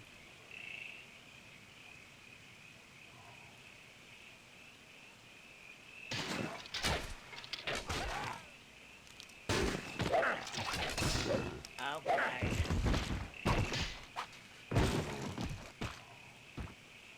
Make up your mind.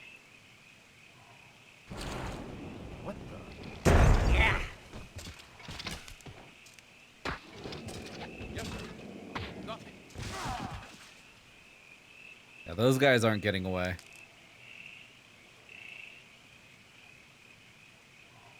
Yes.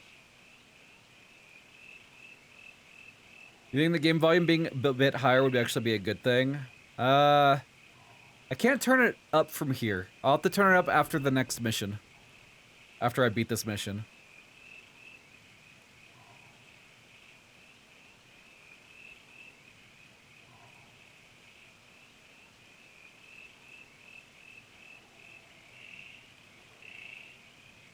Yes, sir. We're moving.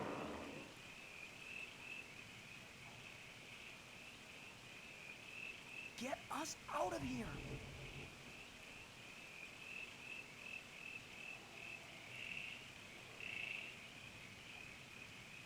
Alright, so how do I guide these guys to safety, do you think?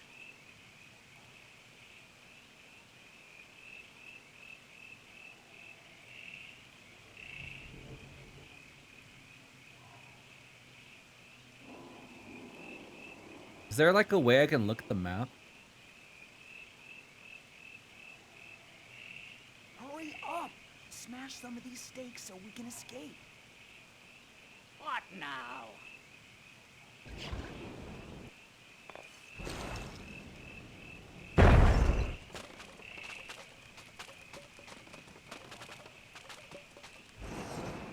No, what are you doing? You idiots! You fucking dummies! I said you go back, not fucking throw more grenades. Stupid shitheads.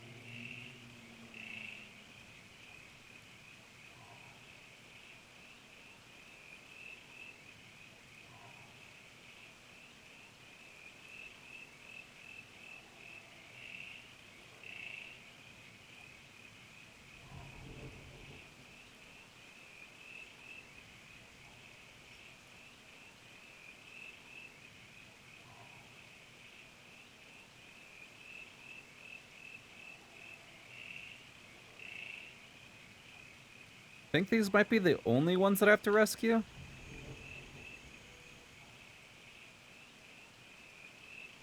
Yes, sir. So I just escort them and make sure they don't die to mobs.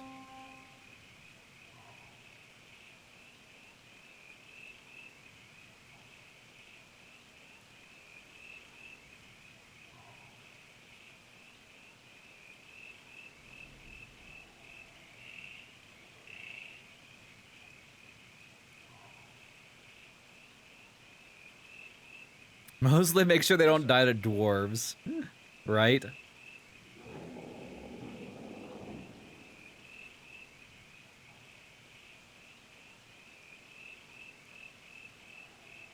Yes.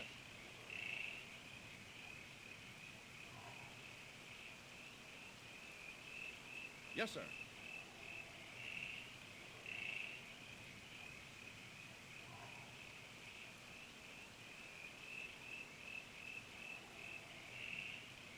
Yes, sir. What?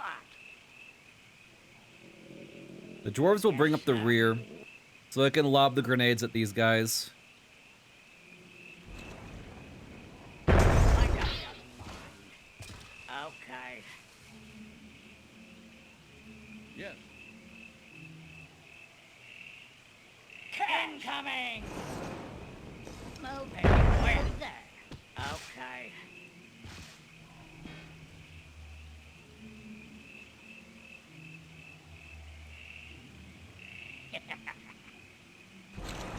Move here, move there. Make up your mind. Got it.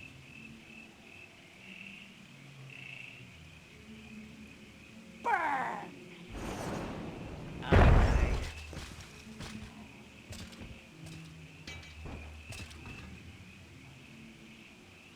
Look out! Make up your mind.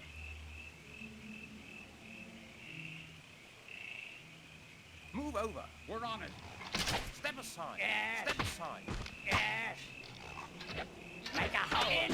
Move. Casualties. Did both my dwarves die? Casualty. Casualty. Casualty.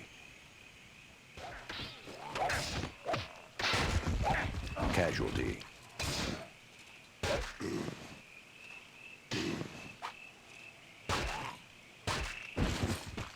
I have satchels to drop. Oh shit, I forgot about the satchels. Casualty. So wait. For every member I lose, does it make the next thing harder? Yeah, I forgot about my claymores.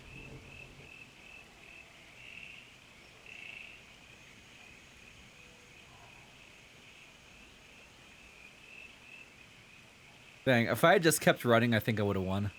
Without any casualties. Maybe with the dwarves.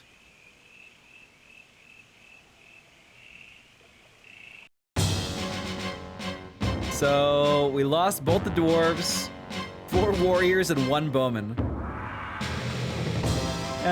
It's fine. It'll be okay. Tuesday, August 26th, between Tallow and Willow Creek. With no small risk to ourselves, we managed to rescue the villagers from certain death. The endless rain and nightmarish parade of living corpses has left an indelible imprint of the events of yesterday on my mind. As we hurried back to Willow Creek, Rurik, one of the village leaders, demanded to be taken to see the mayor of Tallow. Can you guys When hear the voice questioned, fine? he offered us little, save that he had important information about the recent grave robberies. Rurik is well respected by the townspeople, so Kruniak chose not to press him further for information. Willow Creek was attacked repeatedly last night. Kruniak stationed archers on the perimeter of the town, and the bowmen were able to pick off the stumbling corpsemen as they approached. But there seemed to be no end to them. We have even seen soulless and ghouls skulking about on the outskirts of town. All of us are beginning to worry, including Kruniak. When we departed, the commander left a handful of men to protect the village. The rest of us are headed to Tallow with Rurik. All right. Honestly, this game is pretty cool. I wish it was a little bit faster paced, but, you know, I understand. I can understand why it's not. Alright, let's save it. Under new saved game. Then we can quit and restart.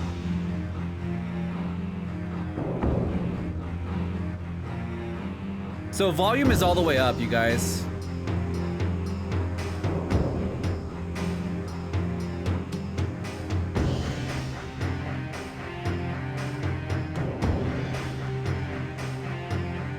I can't turn it up much more, so yeah.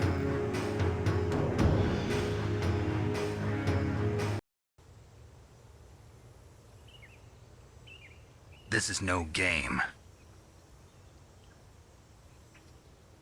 And multiplayer, literally everyone said volume was good. No, it's because of in-game. Like outside of the game, the volume is fine, but I can see how in-game it might not be that good.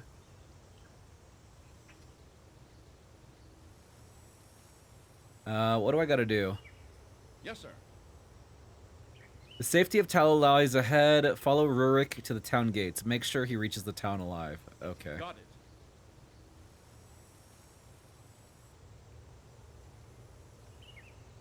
So it's we have an escort quest here.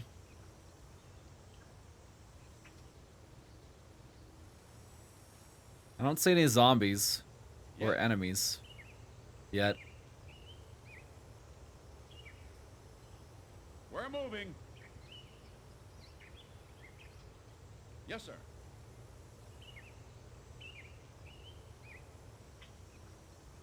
Your orders, sir. What now? Make up your mind.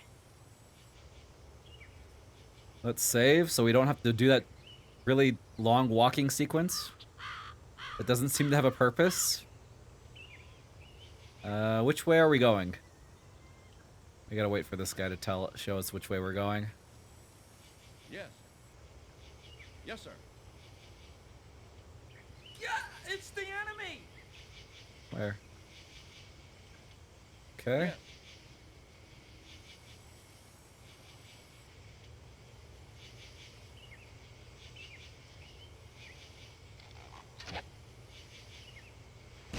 Catch! Throw your weapons. Yeah! Move here, move there. Burn! Oh yeah! Stand clear.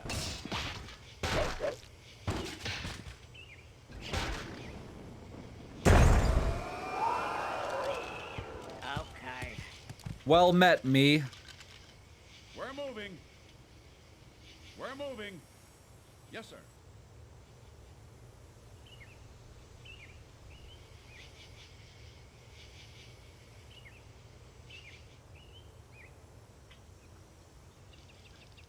Did little Timmy make this level? Yes, sir. It's a little Timmy level. Yes. Yes, sir.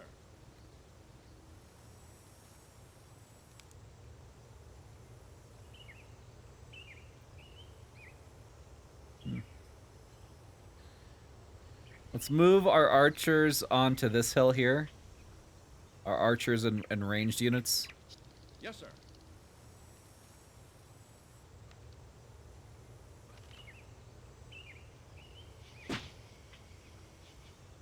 Oh, hello.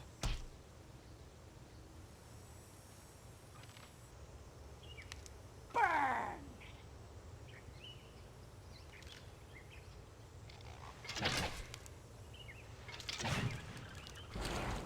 Move here, move. Oh yeah!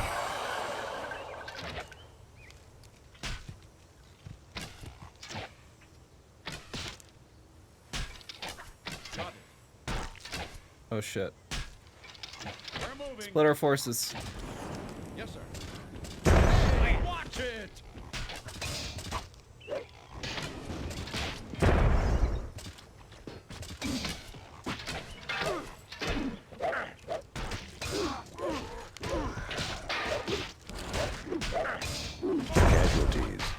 Oh no! Casualties. Yeah. Yes, yes. Yes, sir. Move over. Yes.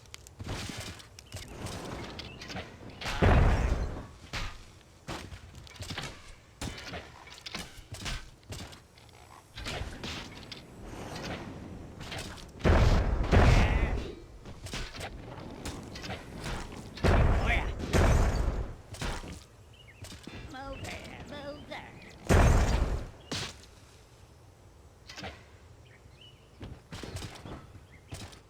Okay, dude. That was a pretty cool battle. Tello is this way. Yes, sir. Shut the fuck up, dude. I'm defending you.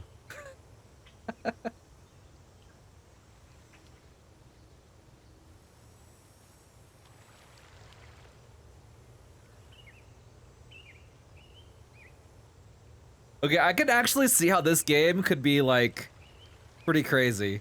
How much heavy lifting is a dwarf doing? A lot. The dwarves are insanely good. Definitely the best unit. But they're double-edged sword. Because they can kill your own units. Yes, sir. They're everywhere. Oh no. Yes.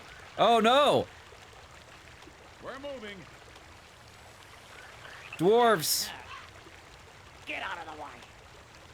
Make way for the dwarves.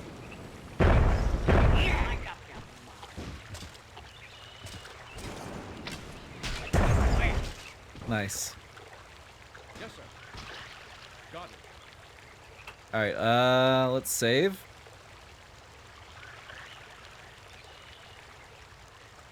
Yes. Check out the reflections in the water. Do they actually have reflections? Whoa, wait a second, they do! Ooh, how old is this game?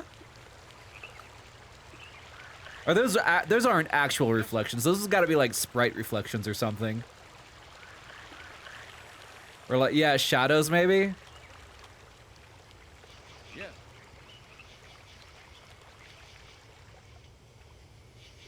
This is definitely real-time ray tracing. Cheese.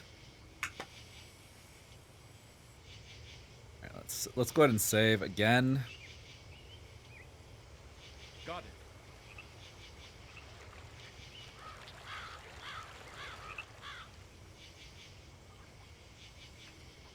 I wonder how much harder this game is on the hardest difficulty setting.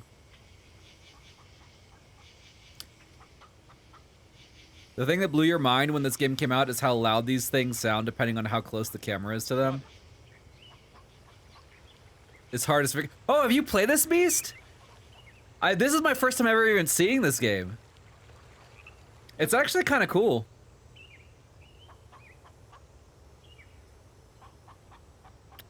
A little slow, but kind of cool.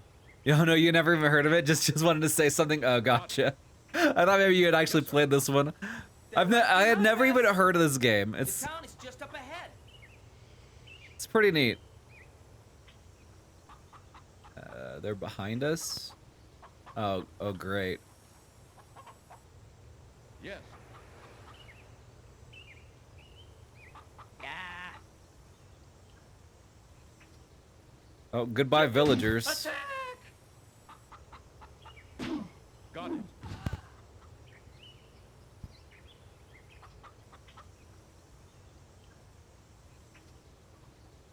Make a hole. Yes, sir. Yes. Open the gates.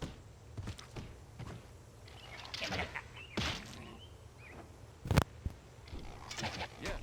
We're on it. No, run. Sir. Make up. Yes. Casualty. Yes, sir. Ah, we lost one more soldier right before the end.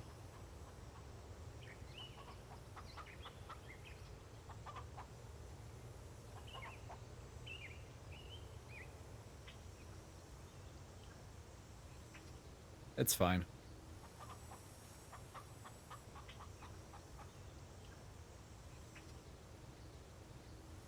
I do think that this game could really benefit from some music. Like a lot. Just some like some chill campaign music or something would be really nice. My microphone is crackling again.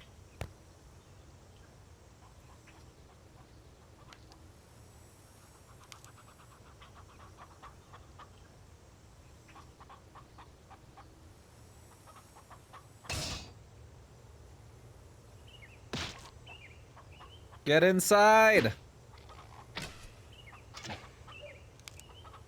Clear the gates.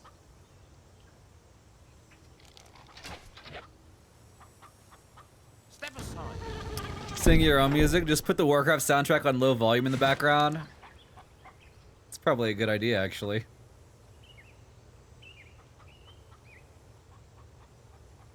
Wait, the mission is still going. Why is the mission still going?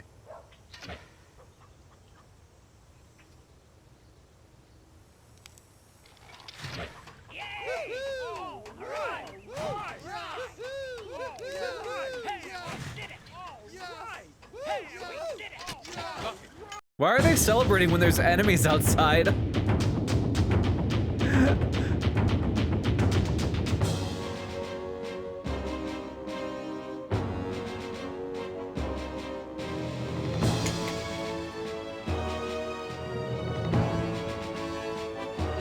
Another PC game with no music. It has music in the menus, that's all though. Only the menus.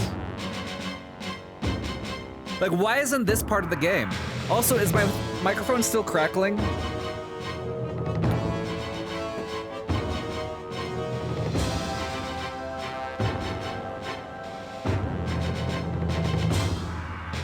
Once I adjusted it, it stopped. Okay. Dude, this music is badass. We should listen to this music while the campaign's going, right? Dude, this is the music we should be listening to. Can I like myth to music?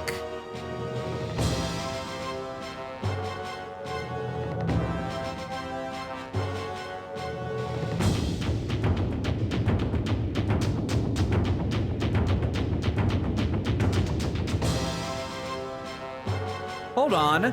There is a different song for every single mission, but they don't play during the missions? What?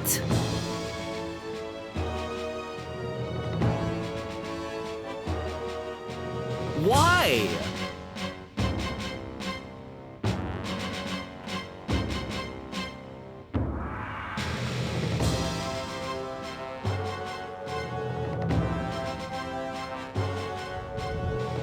The music sounds more like a pre-battle song rather than a post-battle song.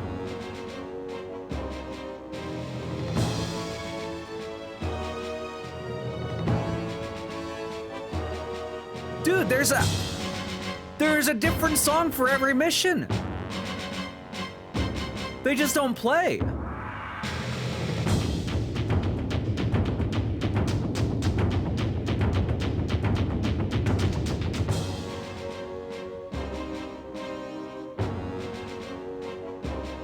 Hold on. Quit. Preferences. Menu music, in-game. Where's like in-game music?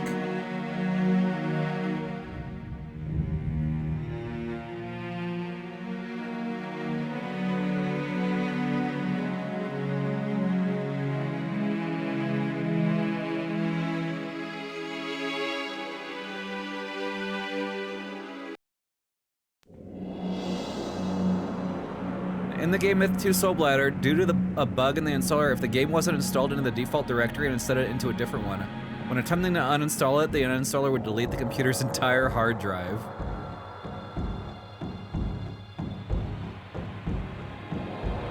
Wait, is that real?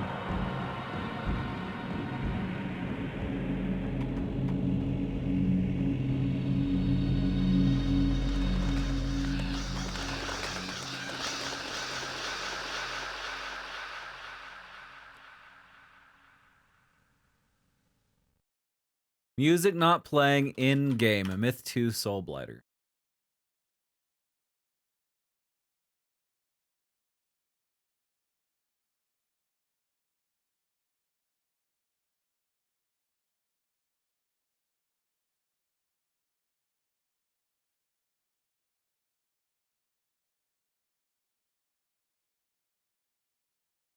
There's no in-game music. They just wanted ambient sounds. Dude, that's so lame.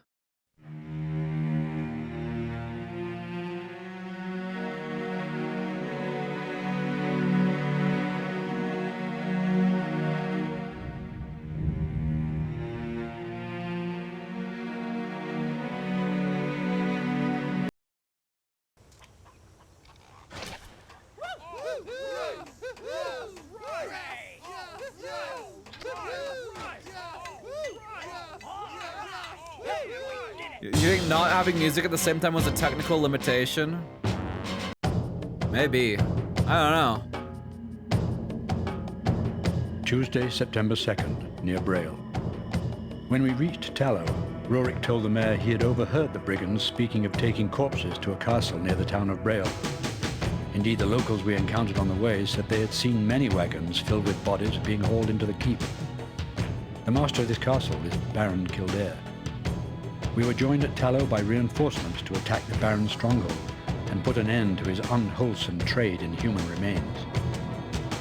This evening at our camp just outside the keep, I was awakened by a low rumbling. We watched in helpless silence as a massive army of thrall, 10 abreast and 100 deep, marched out of the main gate heading south. Kruniak fears their destination is Tallow and has sent a runner to warn the town. I cannot help but that feel is 1,000. relieved. We should meet little or no resistance tomorrow instead of facing hundreds upon hundreds of thrall. Unfortunately, the same cannot be said for Tallow.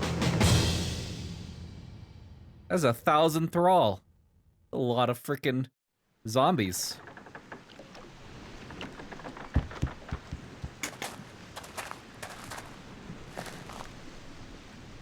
Is that a dwarf?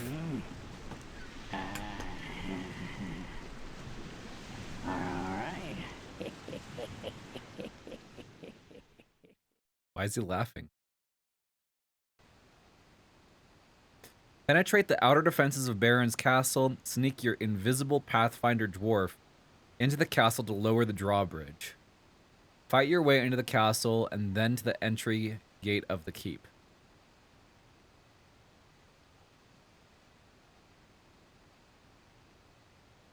Yes. Yes, sir. Yes, sir.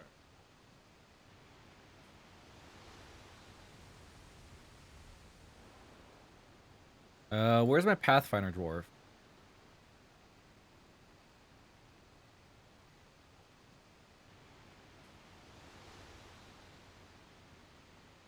It's kind of interesting. You have a very limited view of the area.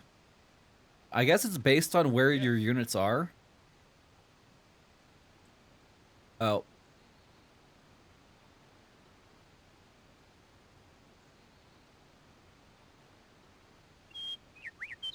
Got it.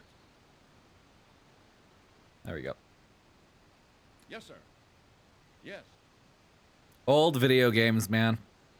Yes. You know, it's not even old video games. League of Legends does this too, right? Because League of Legends has a client as well as a it has a client as well as the game.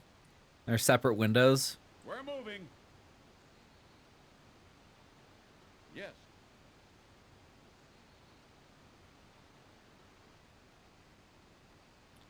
Uh-oh.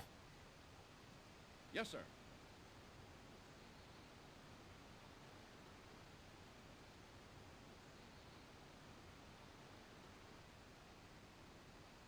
Are they trying to flank me?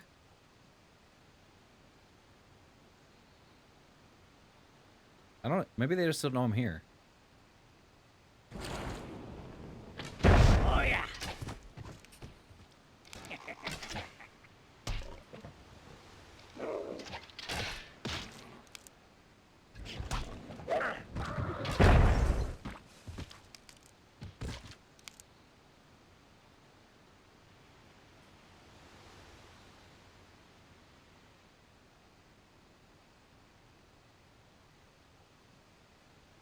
Looks like there's a village up ahead. Yes, sir.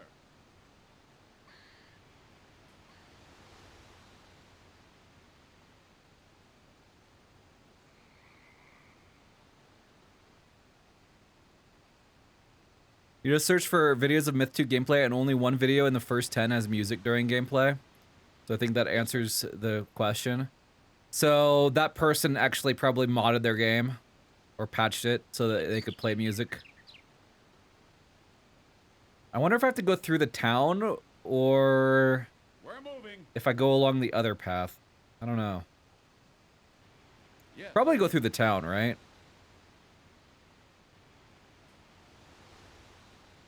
They didn't. You'll have to peek at the video. We're moving. Yes, sir. What? Move here, move there.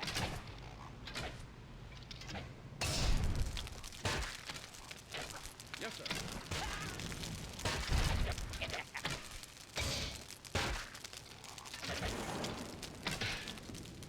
Yeah.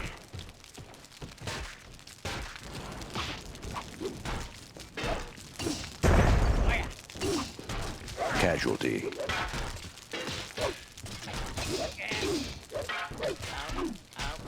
Casualty. Casualty.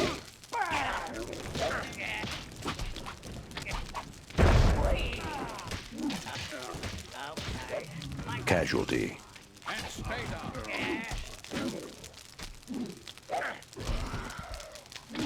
Casualty. This is Casualty. not going well. Let's get him. Casualty.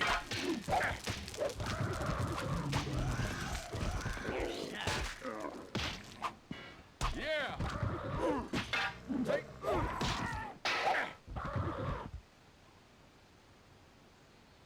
Yes. Yes. Well, there goes all my archers. They're all dead. Yes, sir. We get a hay that pops up slightly, then suddenly dies and says casualty. Sure. I still have to make the gecko one. I haven't decided what I'm gonna do with the gecko one. Linko, thanks for the raid. Yes, sir. Hey, listen. Very much appreciated. Yes. Yes.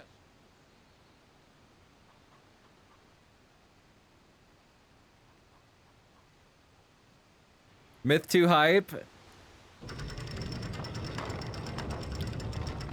Hope you had a good stream. Were you also playing this game? I've never even seen this game.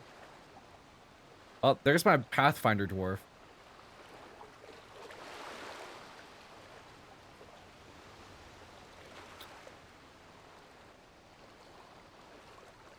So, where am I going with this dwarf? Am I following? I guess I'm just following the path north.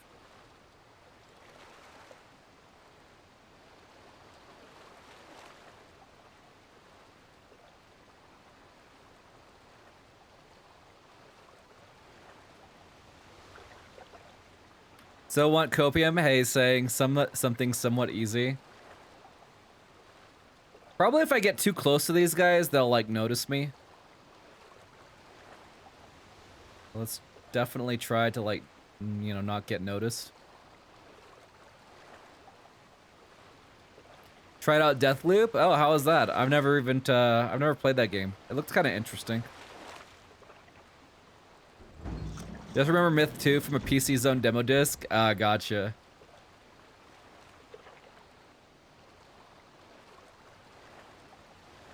Oh man, I don't know if I can actually make it in here.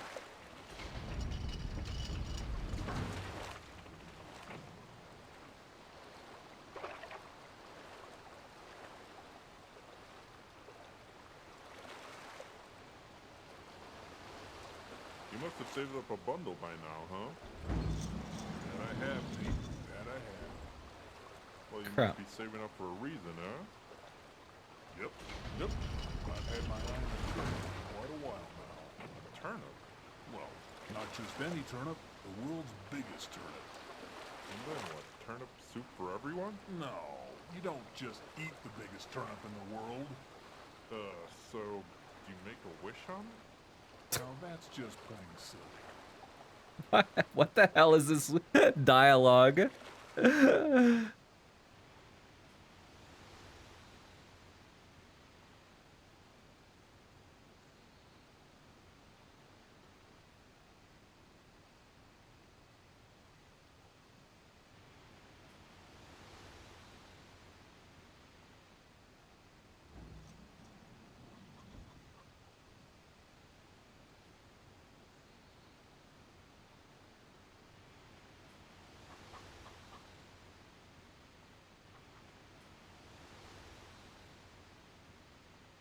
I think this might be the switch here.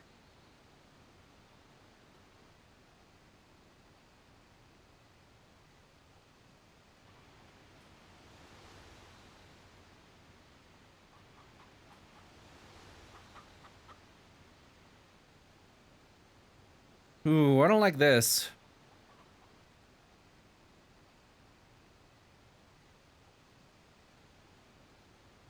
Let's save it.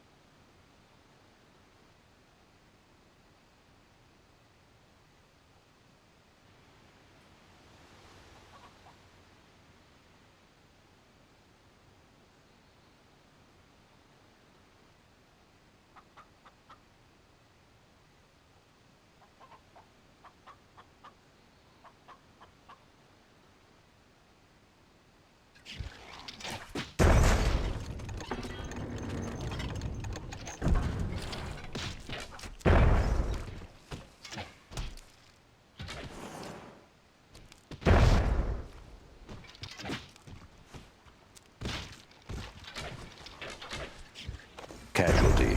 No. My Pathfinder. Yes, sir. Yes, sir. Got it.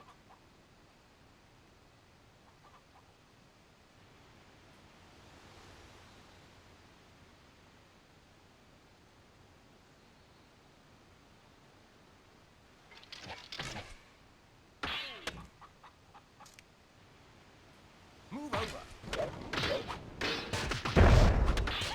Casualty. Casualty. Casualties.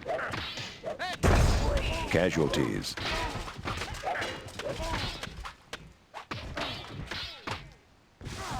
Dude, that went pretty well, I'd say. We're moving. Yes. Dude, they lost a hell of a lot more units than I did.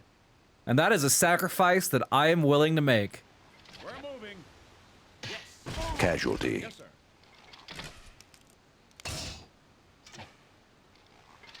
We're moving. Yes.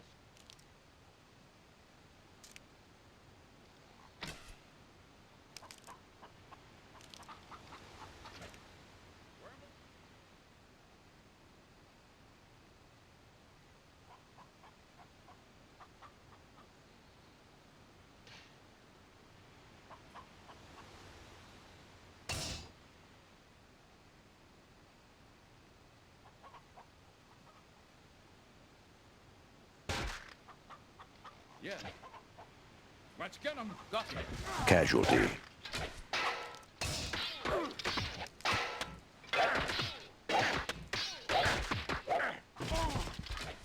Yes, sir.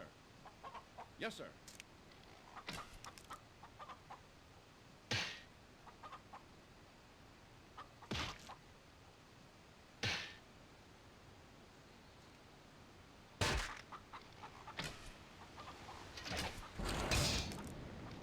Wait for the dwarf.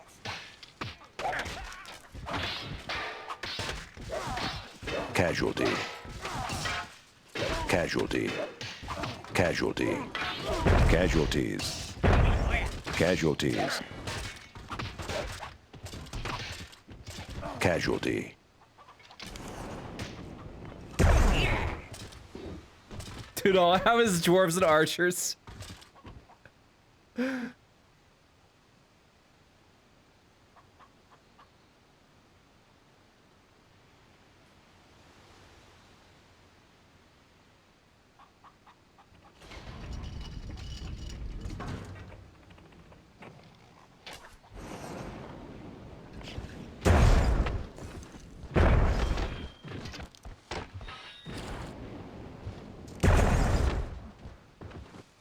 That might be enough.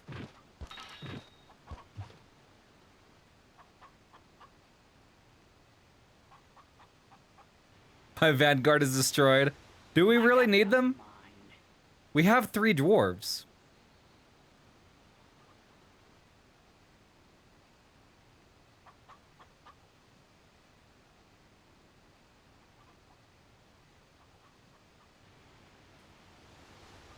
I think the sacrifice was worth it. I finished the mission.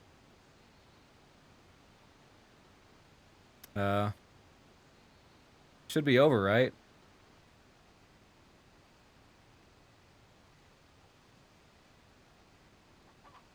There it is. 69 kills! We got 69 kills! Nice. What's up, Murray?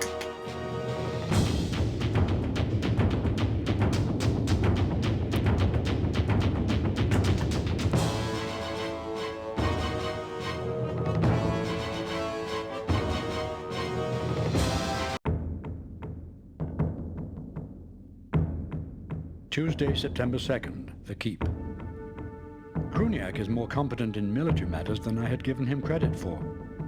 Enlisting the help of Yari, a dwarven pathfinder, to infiltrate the Keep and lower the drawbridge was inspired. I have a newfound respect for the man. But our job here has just begun. We must find the Baron. Only then will his army of the dead be put to rest. Kruniak is nothing if not full of surprises. No sooner had I touched pen to paper in praise of the man than he fell upon one of the captured guards, nearly strangling him to death. Dang, Kruniak, I was chill. mortified. But when Kruniak released the fellow, he seemed to awaken as if from a deep slumber. The commander had broken the enchantment that had bound the guard. The guard told us that a few years ago, the Baron had several secret passages constructed so that he could make a quick escape if his safety was ever compromised. Kruniak has sent in a small group of men to hunt down the Baron. He has positioned men at the main entrance to the keep in case the Baron manages to get past them. If the Baron tries to leave through this entrance, he will be killed where he stands. Should he make it to one of the secret exits, though, I doubt we would be able to find him in this wild land. Oh, we gotta go kill this Baron. Hopefully he doesn't get away.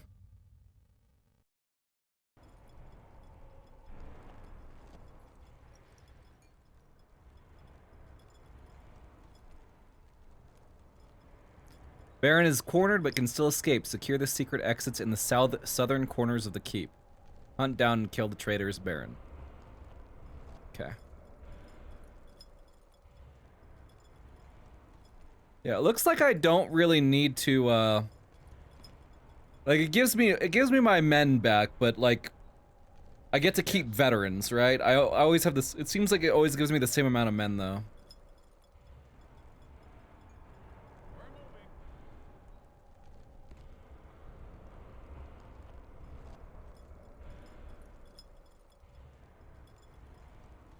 Got it.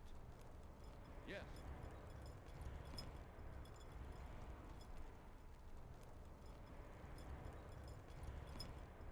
I see now why there's rotation in this camera. Yes. Yes, sir. Yes, sir. Got it.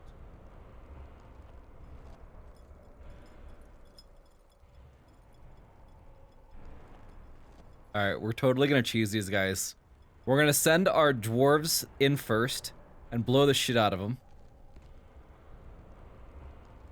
Come on, dwarves. Get over there!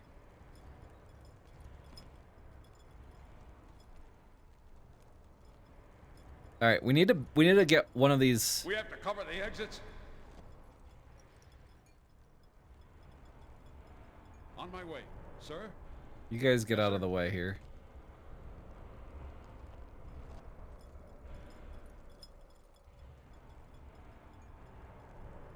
There we go. Alright.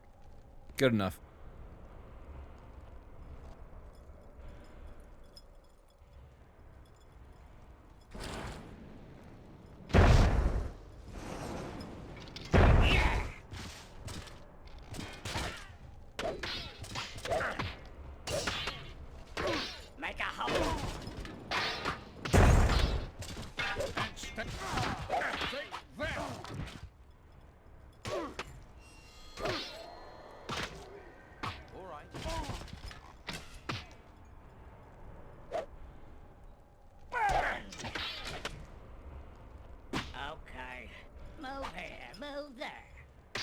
Archers, kill this guy!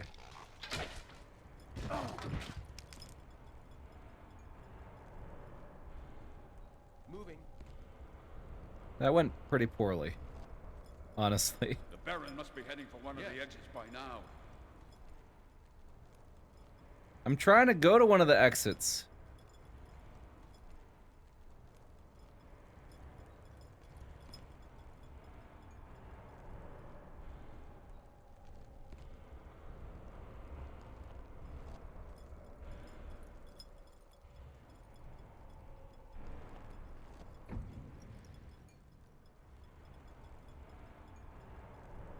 Maybe I should split my men up.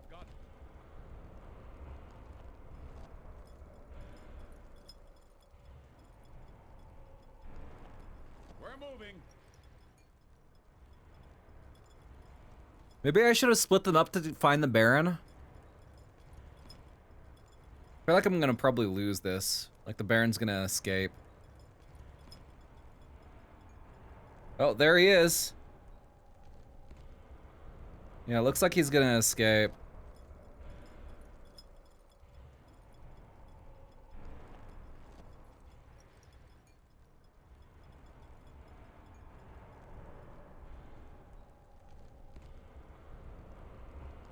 Maybe not.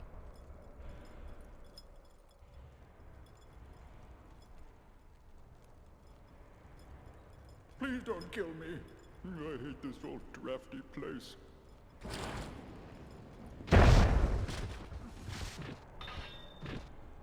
Make way for the dwarf.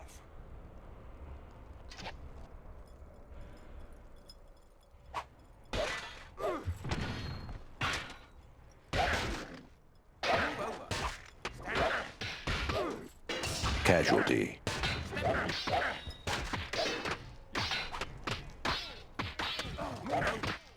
Yeah. Kill the Baron. Let's get him.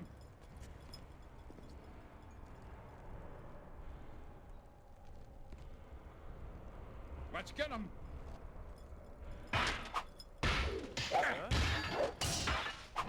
My archers feel almost useless here.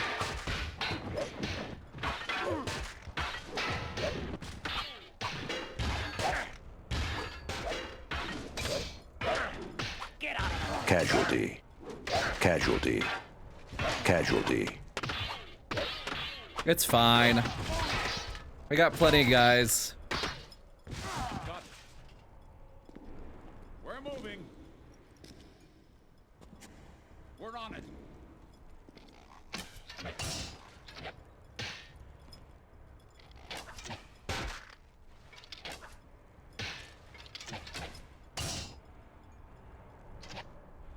Do you look? Could you dwarves actually, you know? There you go. Make a hole. Casualty.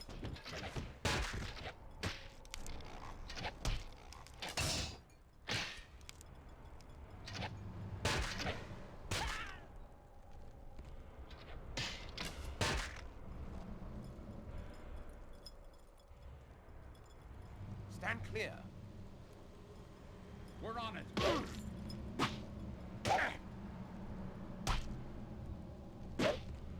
Take that. Your orders, sir. Dude, this Baron is annoying. Stop running around. We're on it. We're on it.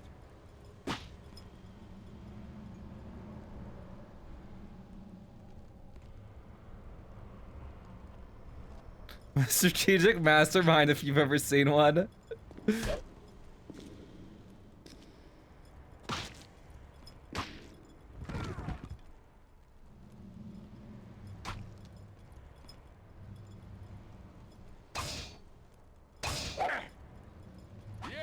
Casualty. Casualty. Casualty.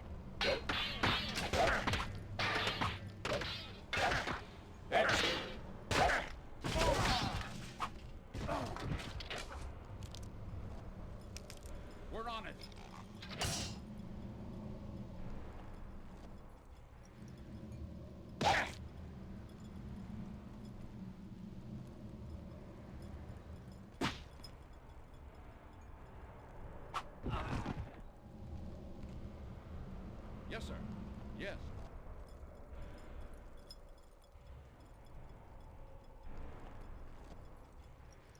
We're on it. Go get him.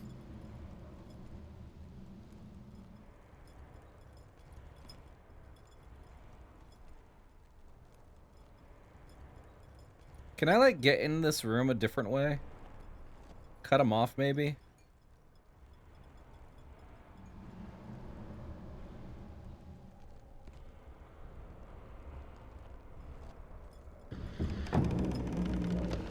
No!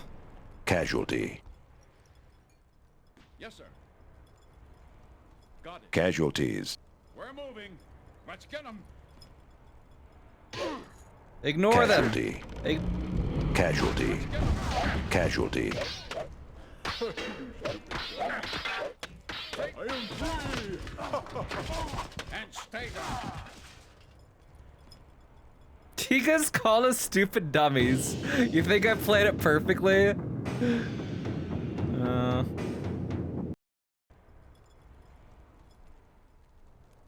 Well, at least now I kind of know the layout here. Let's go down this hallway. Got it. Sir?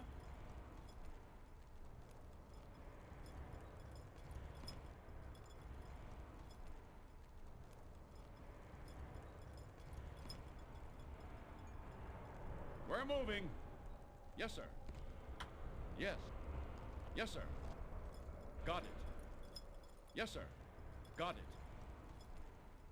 We're moving.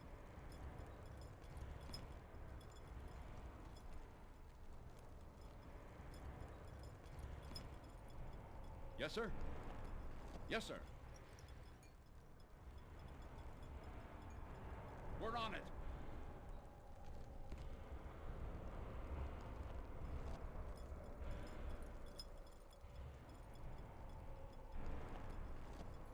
We learned definitively that you're not supposed to split up your forces. Yes. And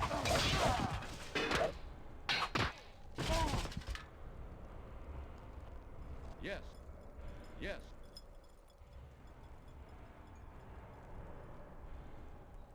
I wonder how many secret exits there are. I see there's 2 bookcases. I think there's one group of 4 men guarding each secret exit. Got it. We're on it. So it's probably in each of the 4 corners, I'm guessing.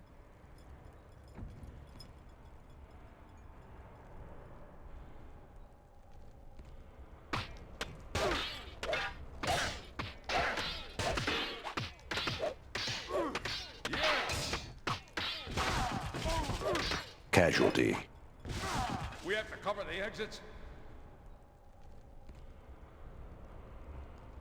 All right, let's leave a group of 3 guys here. Yes, sir. Yes, sir.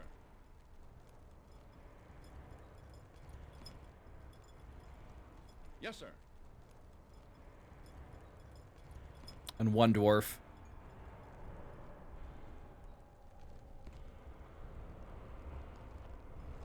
The Baron must be heading for one of the exits by now. Got it. Yes, sir.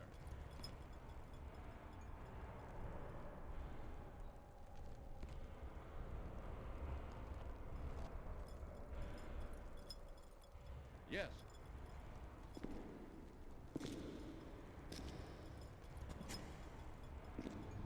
Yes. Nice retro. Also felt this series had good potential for a comeback. First game had some awesome jams. We're moving.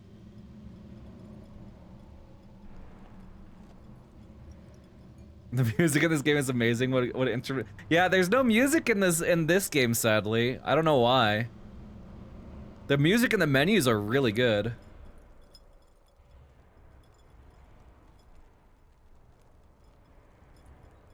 Dude, how am I supposed to find this guy?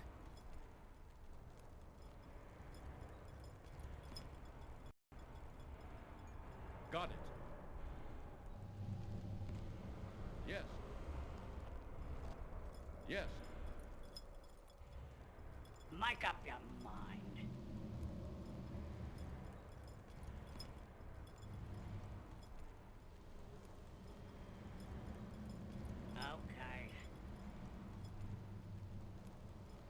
Why can't I move anymore? Hello?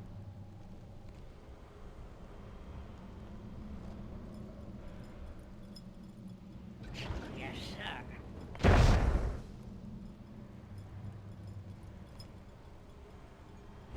Move here, move here. Yes, sir. Yeah.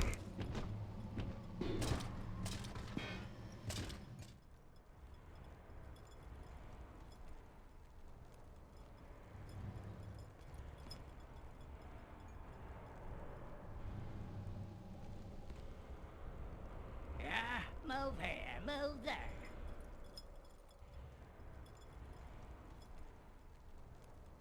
We have to cover the exits? Yes, sir. What if I just go straight into the throne room? Got it.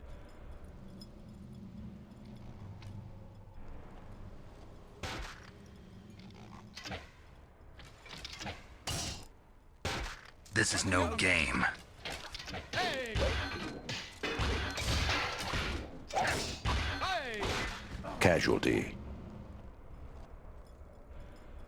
Yes, sir. 1 bit for every time you have a depressed T to use satchel to fire an arrow, plus an extra 50 for good measure. Thanks for the 50 bits.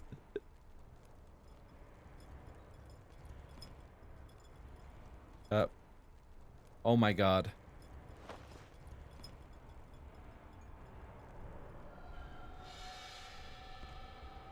Yes. My dwarf! He's dead. Yeah!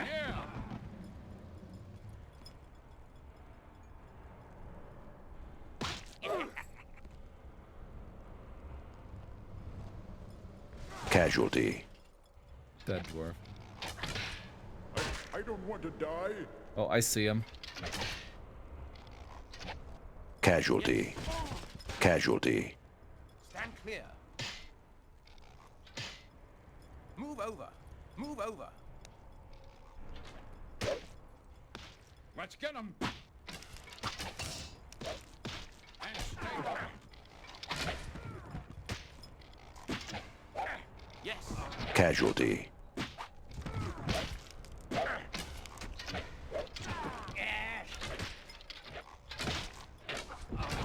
Casualty. Yes, sir. Yeah. Yes. Got it.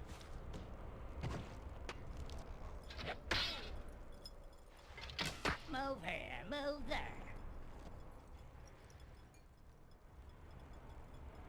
We're moving. Let's get him.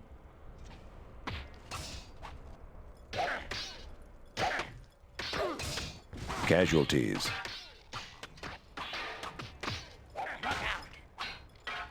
No, dwarf, stop it! And stay there.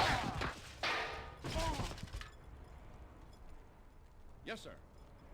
Let's get him. Casualty. Casualty. I have an idea. Okay.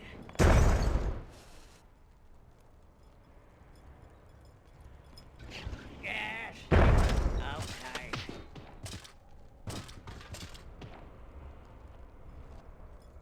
Throw it! Throw your grenade! Casualty.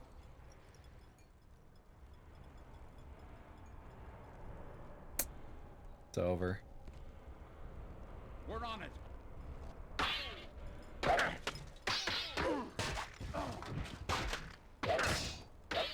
Casualty.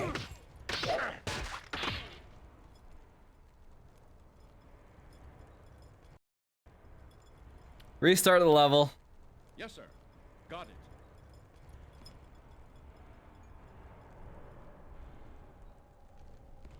Let's just go straight into the hall. Because it seems like we got a good idea of where he was going once we went into the hall.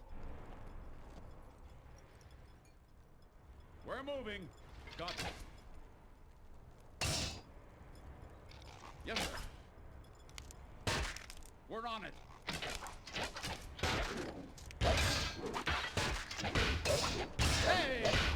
Casualty. Casualty. We have to cover the exits.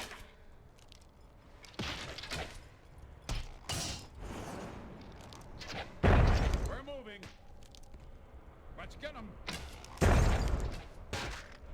Yes, sir. Yes, sir. Casualty. Mic up.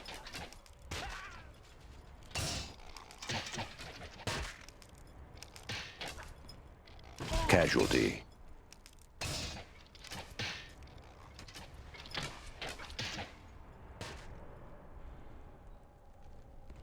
Casualty. We're on it. I don't see him.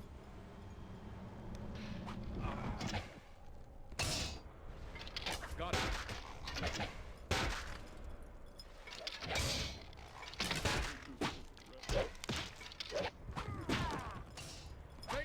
Casualty.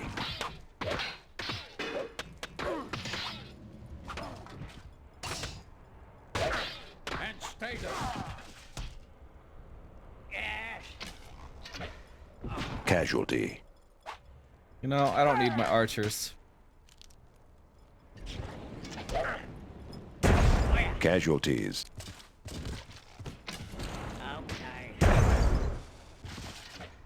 The Baron must be heading for one of the exits by now. Yeah, where is he? Casualty. Move here, move there.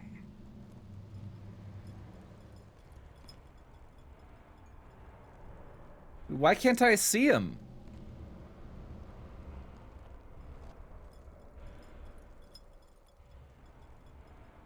Dude, how is he already over there? Did you ever read Ender's Game and wonder whether or not you would have chosen for Battle Skull? I think we have the answer.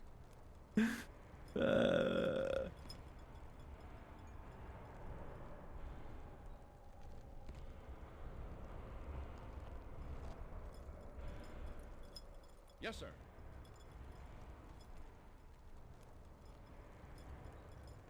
All right.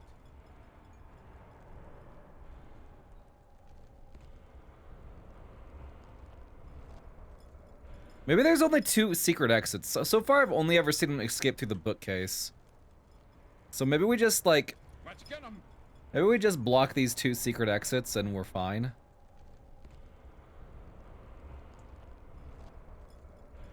Got it. Yes, sir.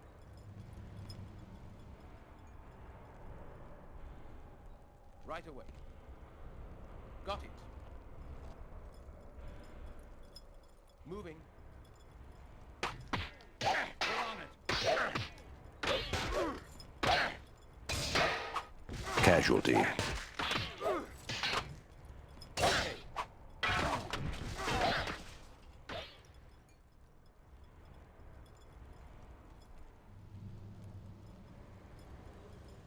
And then we have the 3 dwarves and this contingent to block the entrance, I guess.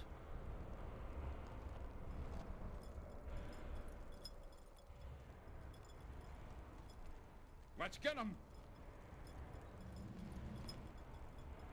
Right away.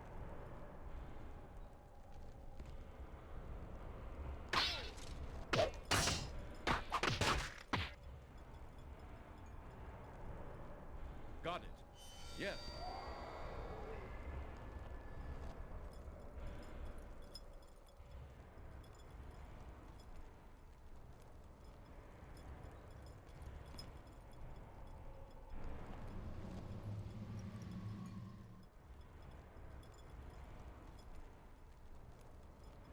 Moving. All right. We're moving.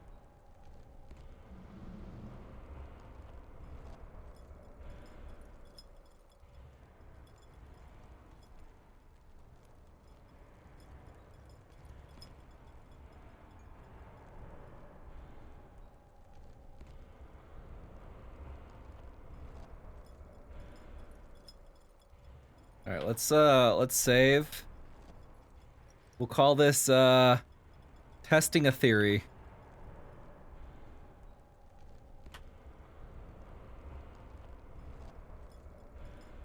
Watch there be more secret exits that I don't know about.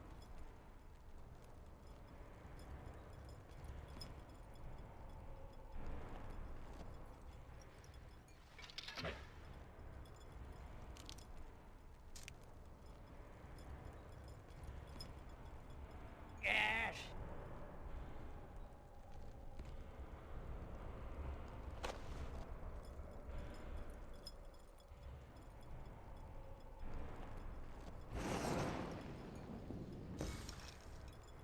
No! Are you kidding me?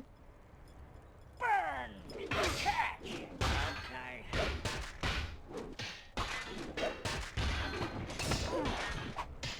Dude, I got screwed there. Casualty. Casualty. Make up your mind. Yes, sir. Make up your mind.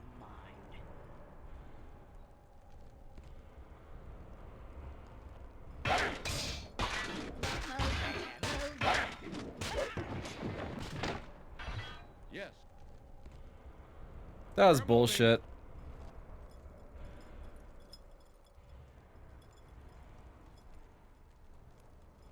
Got it.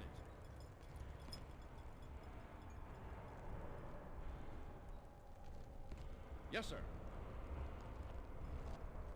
We're on it.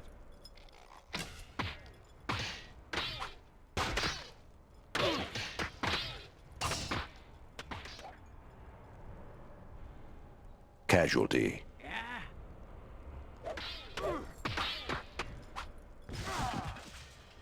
Moving. Sir, got it.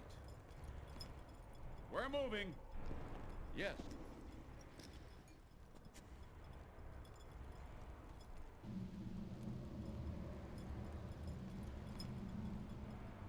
What now?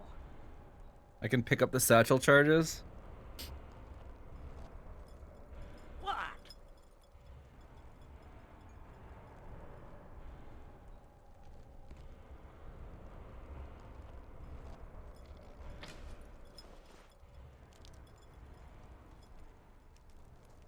Or this guy dropped a bunch too. Yes.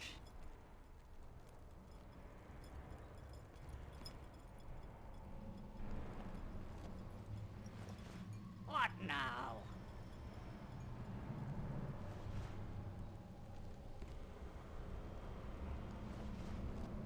Okay.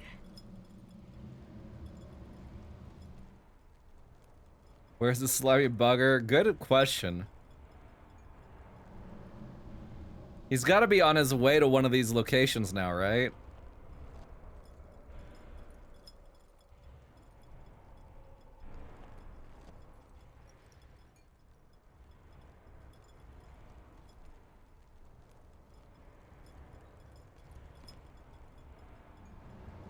Got it.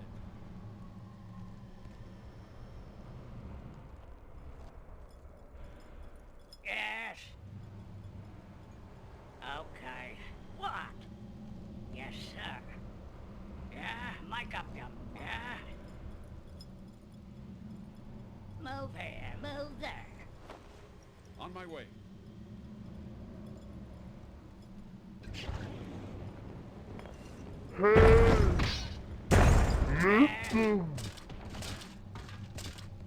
Right.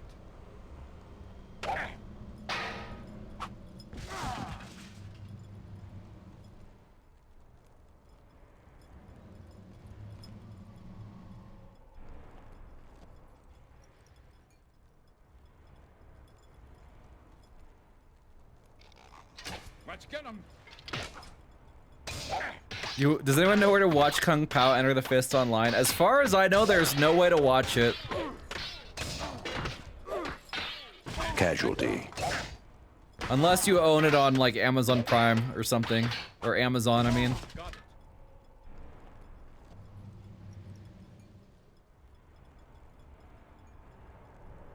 Believe me, I wish there was a way. But I haven't found one. I actually kind of really wish it was like on Amazon Prime so I could watch it on stream. Where the hell is this Baron? Yes, sir. Yes. We're moving. Do I have to like...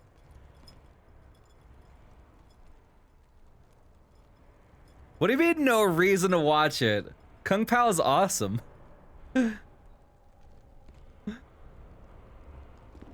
Kung Fury is available on YouTube though. Don't be a Kung Pao hater. It's not cool.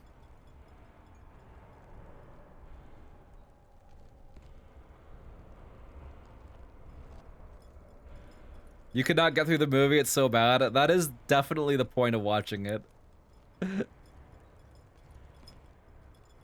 Got it.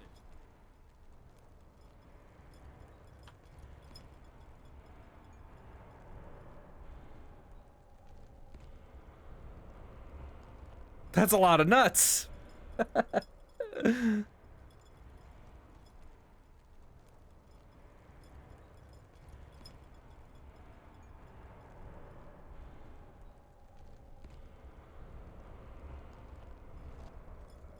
Yes, sir.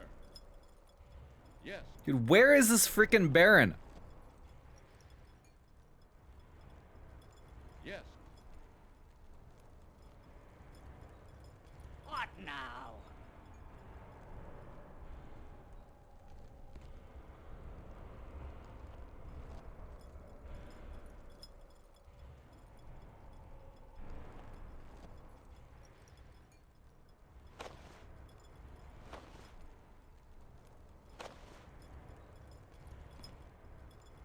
Move here, move there.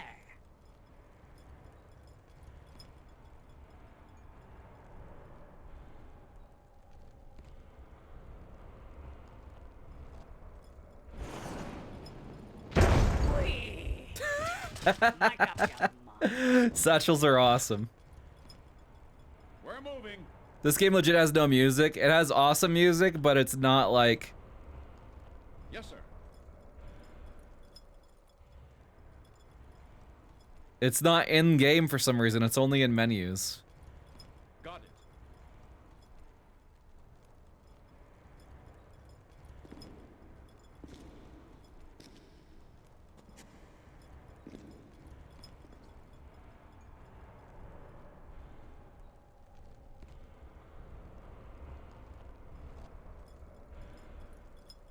Yes.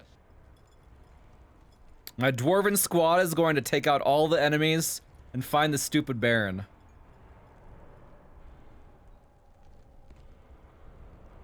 And he's not in there. I guess let's wander through here and see if he's over here.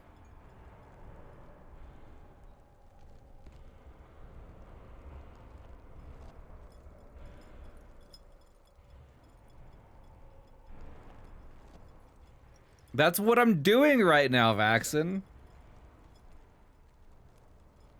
That is exactly what I'm doing.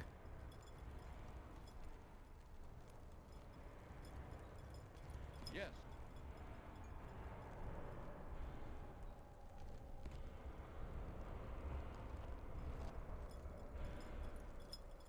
Got it. This mission is long.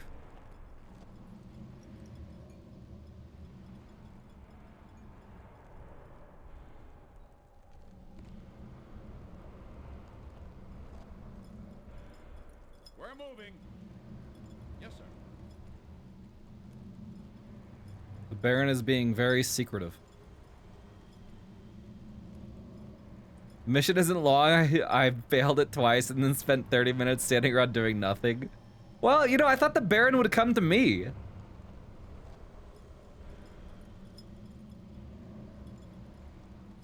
You know, I'm standing in front of his secret exits where he has to go. I didn't think he'd get all elusive and hidey, you know?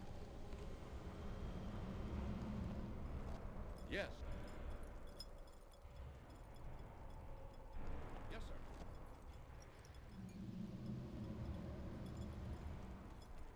I do wish this game was faster paced. We're moving.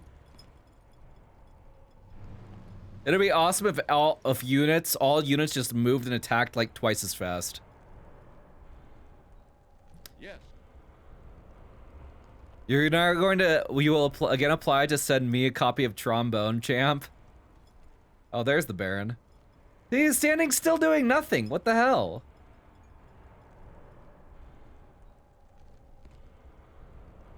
Yes, sir.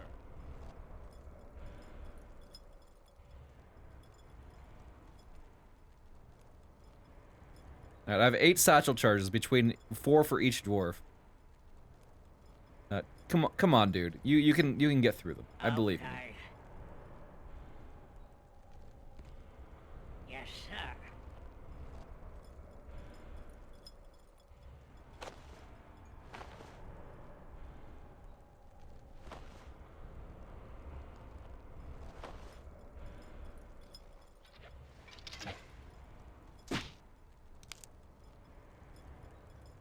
Okay.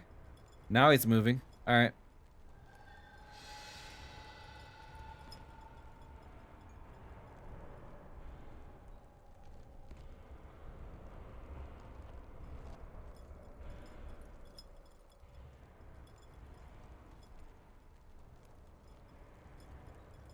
Yes.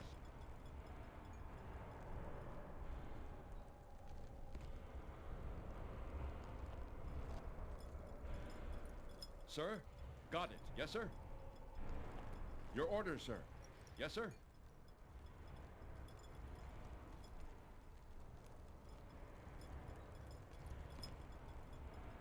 Moving. Right away.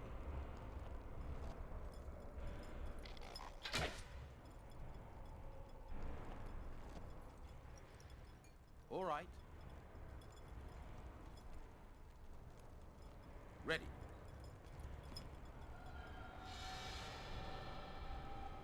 Do you guys like fire at them? Like lure them over here, please?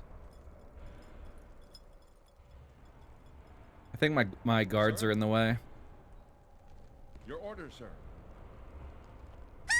Okay.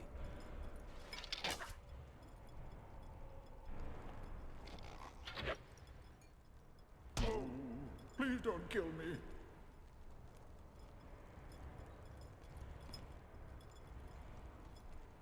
Let's get him.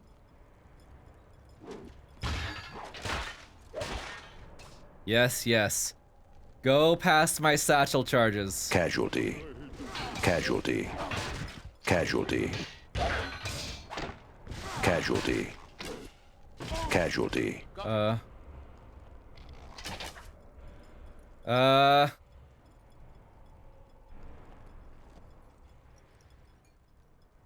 Fight with your knife. Casualty. Oh no. I knew splitting up my forces was a bad idea. Fuck. Casualty. Yes, sir.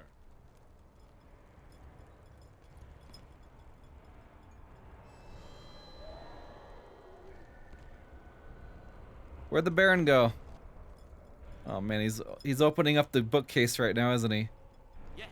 Casualty. Casualties. Casualty. Dude!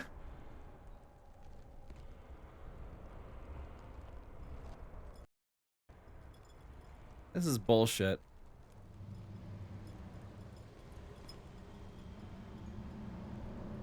Alright, well, we know where the Baron is.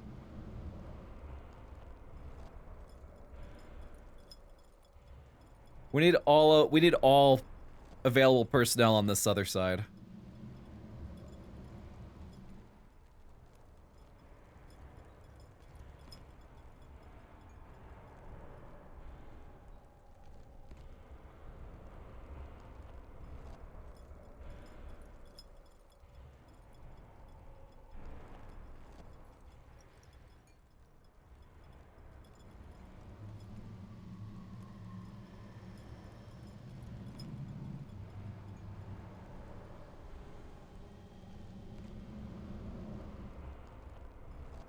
This game needed like a fog of war style thing. So because like What happens when you can't like see past a certain spot? The camera just stops moving, and it's actually kind of annoying. Yes, sir.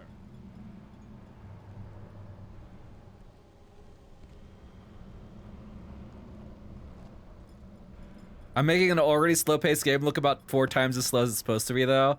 Oh, come on! What exactly am I supposed to do when there's a stupid-ass Baron who keeps freaking hiding? Yes, sir. You know? Actually, let's let one of our dwarves. Make up your mind. Let's take one of our dwarves over here. This will help us when the Baron runs over there.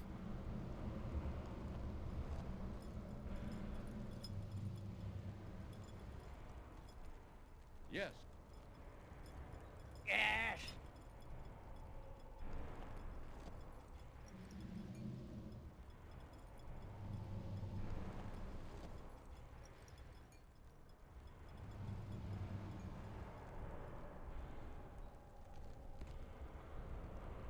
Can you click the minimap to jump around? You can, but it's still really annoying. Where's my archers at? Oh, they're there. All right.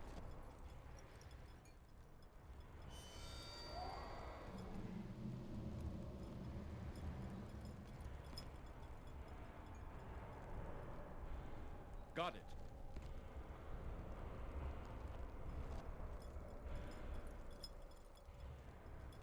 Yes, sir.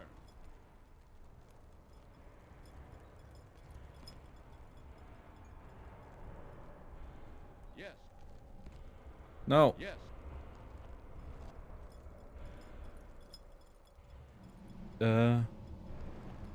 Dwarf, where are you? Yes, sir.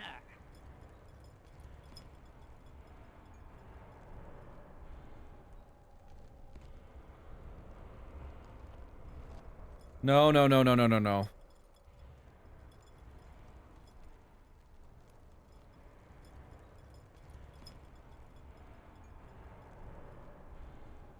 Okay, I think everyone's in place now.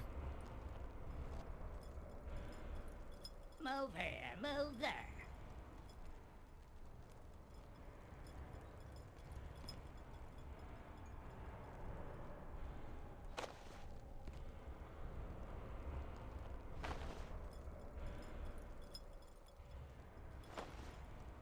Okay. Yes, sir. This is my sacrificial soldier. Sir.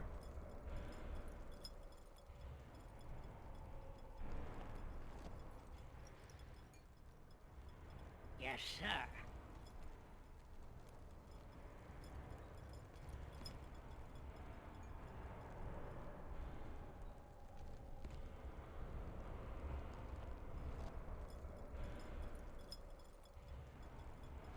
Okay.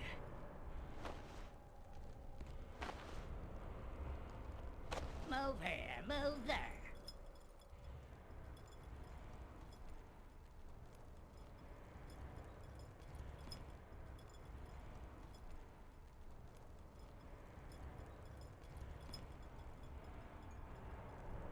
All right, here we go.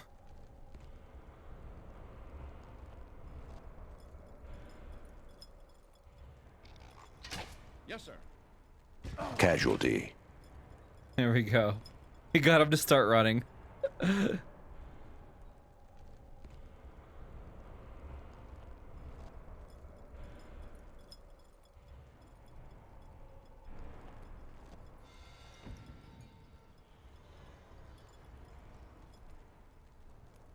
Yes.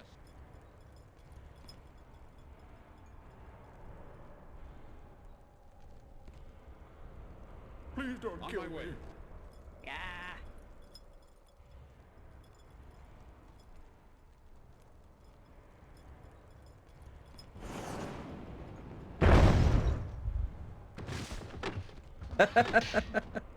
All right, now let's get him.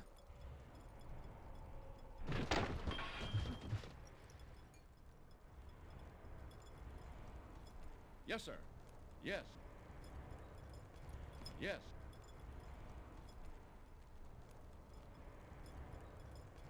Got it. Yes, sir. Let's get him.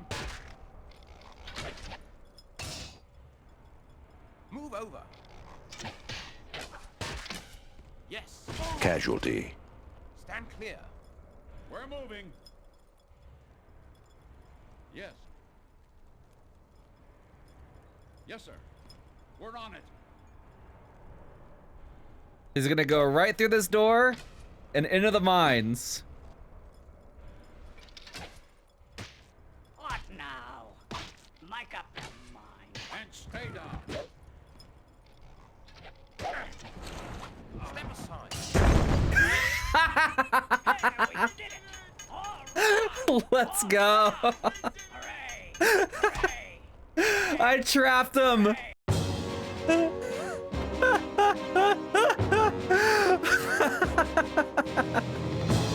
Dude, I like how I just completely blew him up. That was awesome.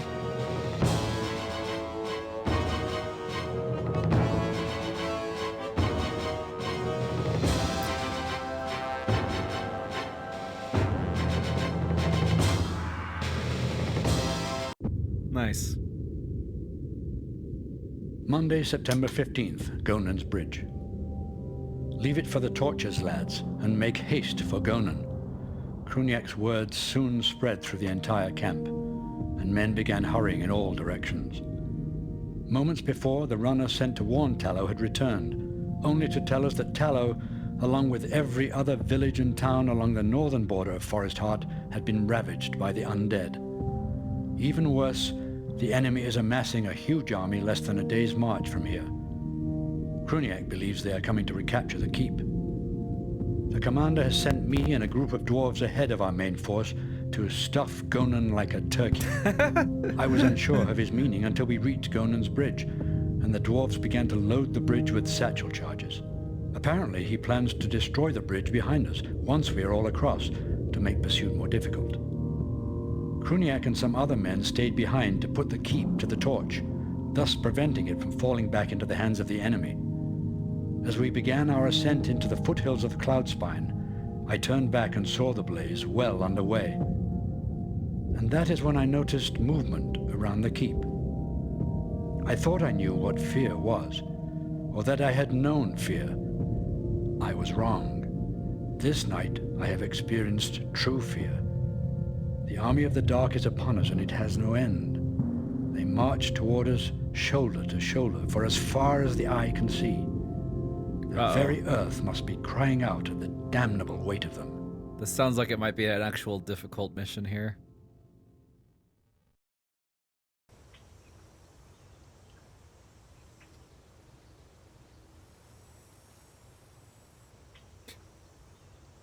Your forces are being chased by the forces of the dark.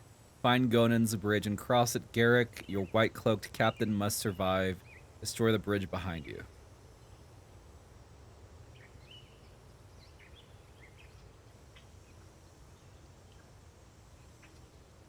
There's nothing you can do for him.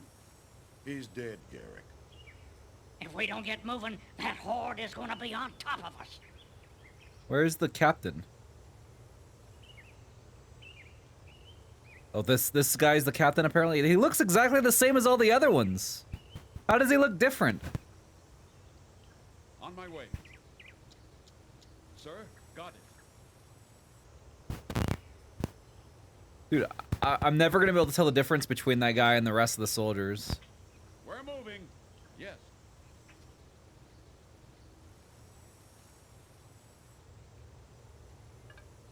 Got it. Captain, yeah, it's not that he's just another soldier. I don't mind him being another soldier. It's that I can't at a glance tell that he's the leader. Mic cracking again? Maybe I need a new cable? Is that better? Got it.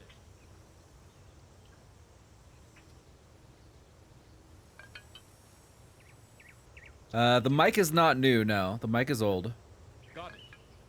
But it's definitely a cable issue. The cable is the same one that I've been using this entire time. Like, I've been using the same cable for the whole time. Crackling is intermittent. We're moving. So it wasn't you. 1,000 bits for a new cable. Thank you for the 1,000 bits overspiced. I actually might have a cable, but I think it's too long. It's really, really, really long. Yes.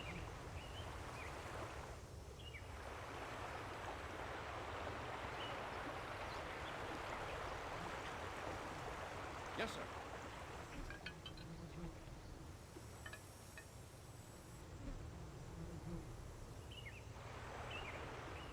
Got it.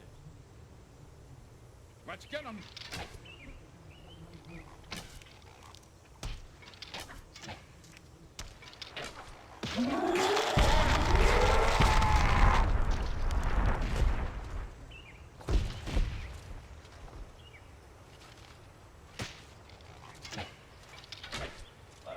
Casualty.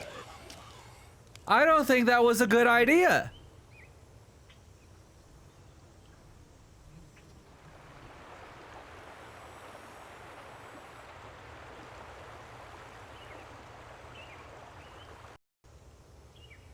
There's nothing you can do for him. Got it. He's dead, Garrick. If we don't get moving, that horde is gonna be on top of us.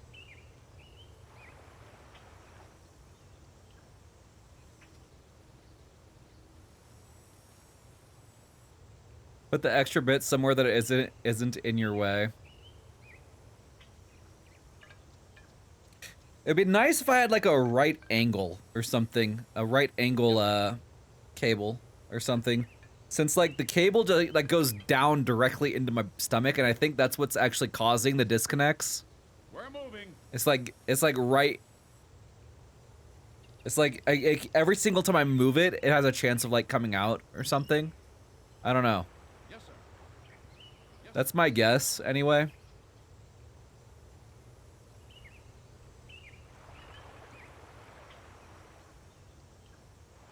we're moving.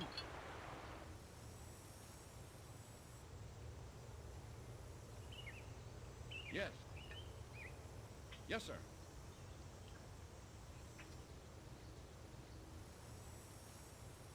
Yes, sir. In my stomach. Well, yeah, I mean, it's like right here, the wire is like directly on me, you know, on my stomach. Got it.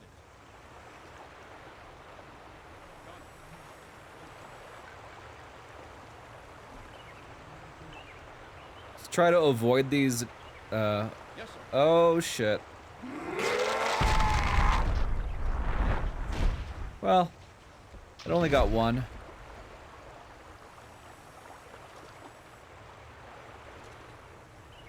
Yes, sir. Yes, sir.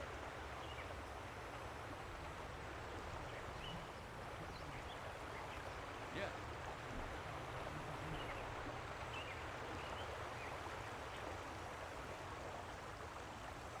Yes, sir.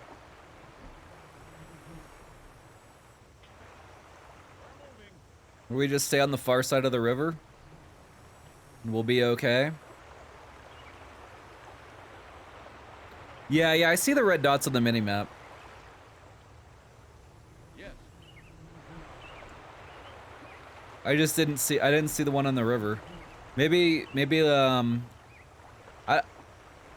might not, does it show in the river? No, it doesn't show. Yes, sir. We're moving.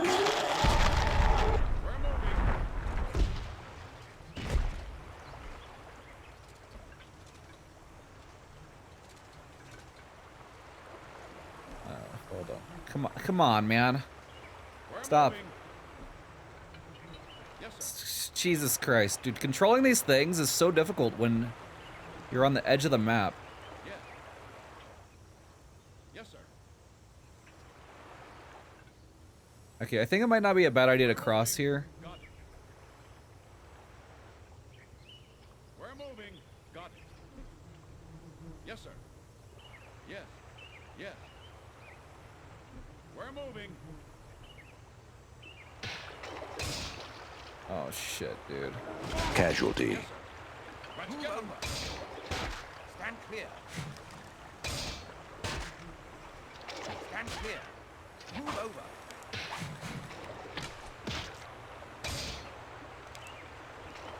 Let's get 'em. Casualties. This is effed. I feel like I wandered into a trap here. There's nothing you can do for him. He's dead, Garrick. Yes, sir. If we don't get moving, that horde is gonna be on Yes. top of us. Got it.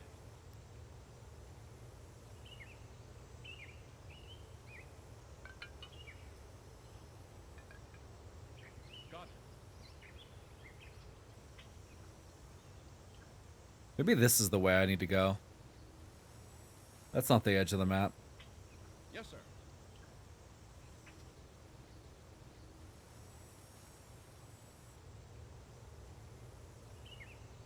Got it.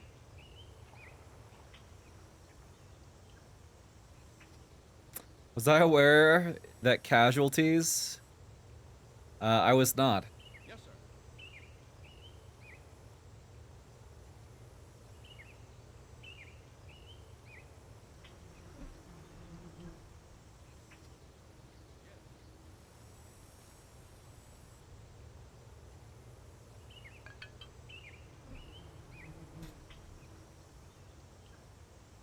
Got it. Sir? Yes. Yes.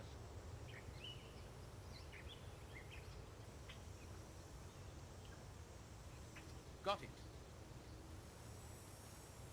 it. Everything moves so slowly. Stand clear.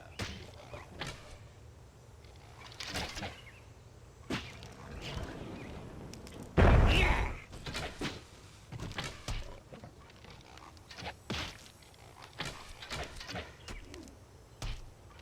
Make way for the dwarf. And stay down. Yes. We're moving.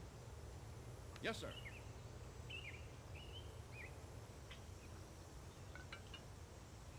Okay, I need to kill these guys pursuing me. Yes?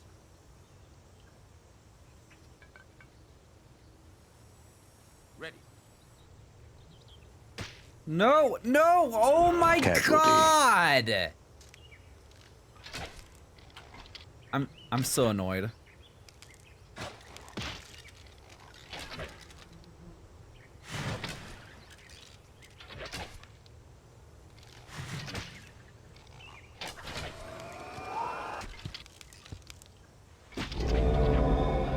Casualty. Right away. Yes. Got it. We're moving.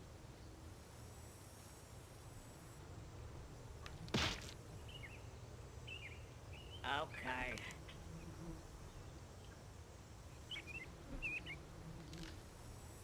Yes. Yes, sir. Casualty. Got it.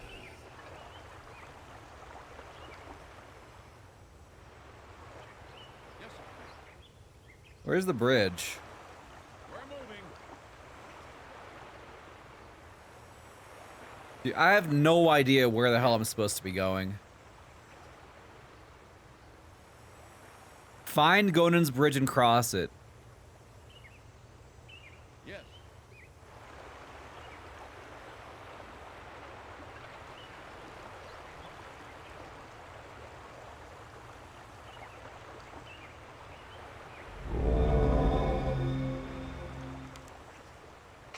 Yes, sir. Let's get 'em.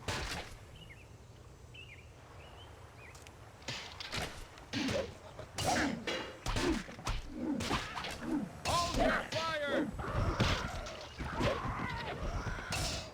All right.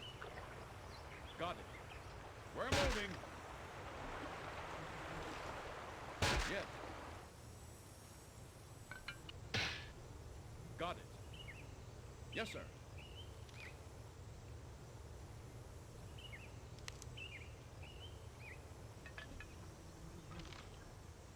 on it. Got it. Yes.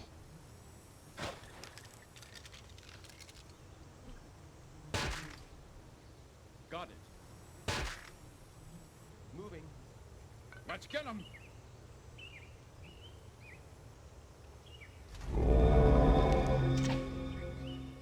Okay.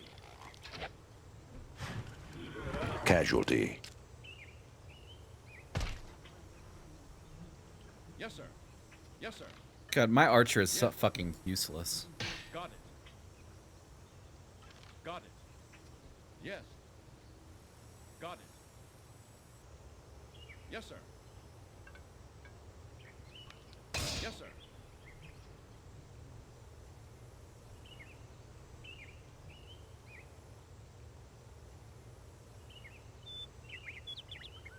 Yes, sir.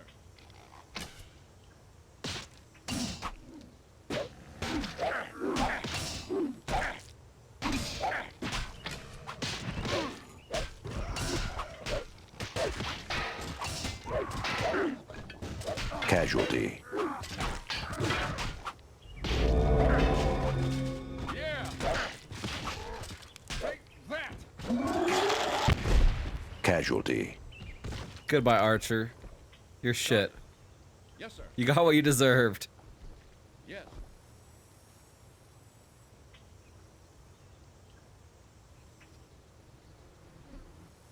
Yes. Yes, sir. Think I'll make it to the bridge?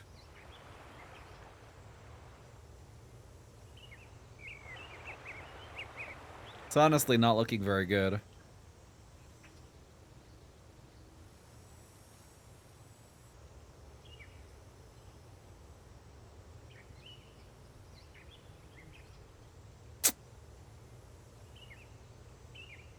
Yes.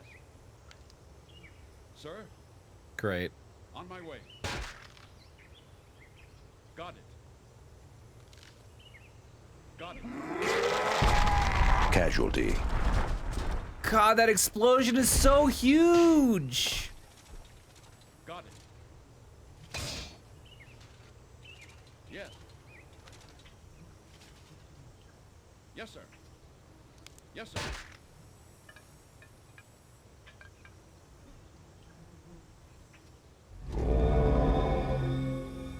We're moving.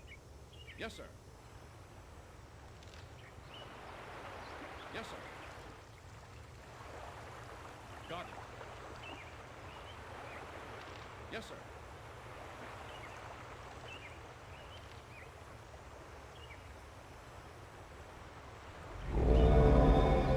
Yes. Yes, sir. Yes. You're playing a new game called Outcore on Steam for free, and it's amazing. You guarantee I would love streaming this game. We're moving. Yes, sir. Yes.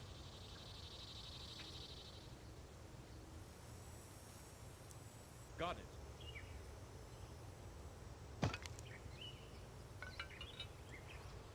We're moving.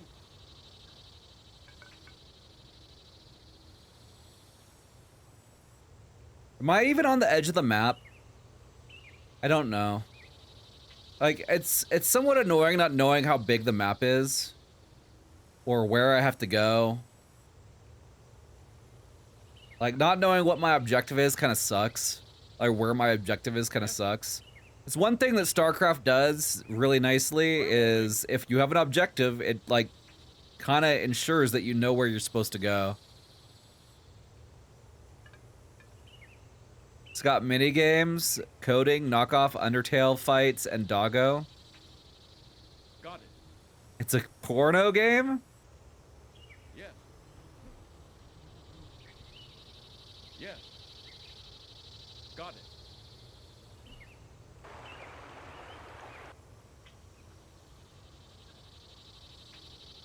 Yes, sir. We're on it.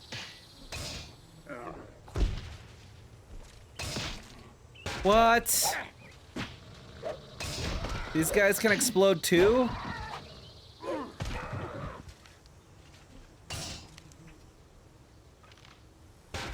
Let's get him.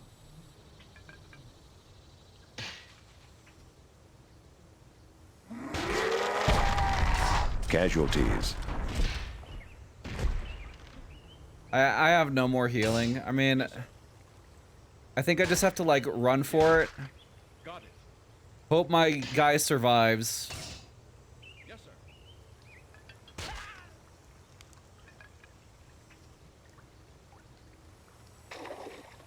Took you long enough, Garrick. Yes, sir. New units received.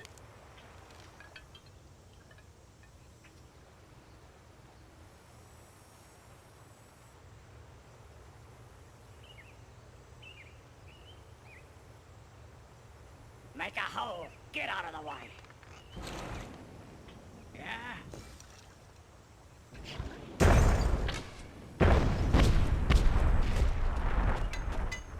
Hey, we did it. All right, Doggy. got it at least. Yay! Yay! Sweet doggy. Neat. I'm so glad I decided to play this on normal. Wednesday, September 17th, Plain of Scales. Kruniak is dead. Our Sergeant Garrick says he saw the commander and half of the color guard running like hell back through the lines, ordering a general retreat. When Garrick caught up with him, Kruniak collapsed. He had been holding his guts in with his shield. Kruniak's last words were of the bravery of the color guard. Dude, that's pretty who had given badass. their lives trying to save him, even as Soulblighter had delivered the killing blow. Soulblighter. I have not heard that name since the days of my youth, when my grandfather would tell me stories of the Great War. According to legend, Soulblighter was killed in the last battle of that war, when Balor's severed head was thrown into the Great Devoid and the armies of the dead collapsed. But after the horrors I have witnessed so far, no tale is too terrible to be believed. And if Soulblighter is alive, and the minions of the dark have risen to do his bidding, the events of the last few weeks begin to make sense. All of us agree we must reach Madrigal and King Ulrich soon. Yeah, I am actually. I'm gonna be moving on to to another game soon, Garrick Osbo. believes there is a world knot Some God of War 2. on the other side of the cloud spine.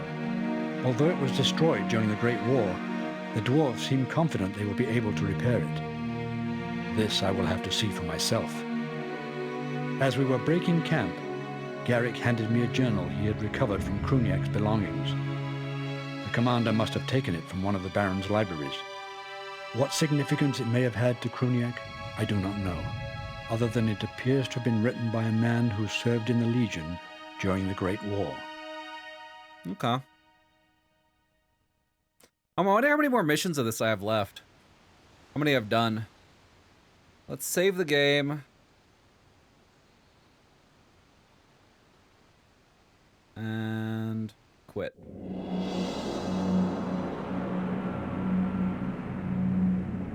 So we've done 1, 2, 3, 4, 5, 6. So we've beaten a quarter of the game so far. Because I think there's, I counted them, there's 24 missions.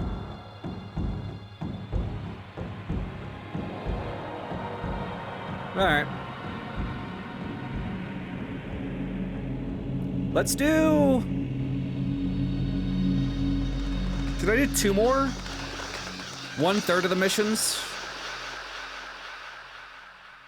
Then I can do 1/3 tomorrow and then 1/3 the next day if they go as fast as this.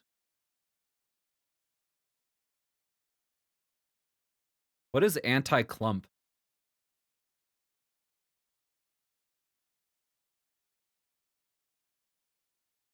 We know that won't happen. Is the game truly fun without tail time?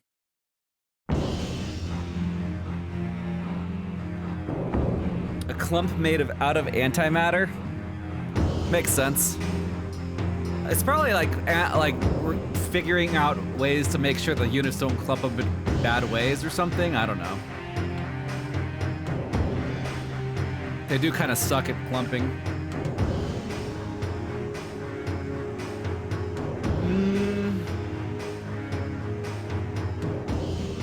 Let's pause.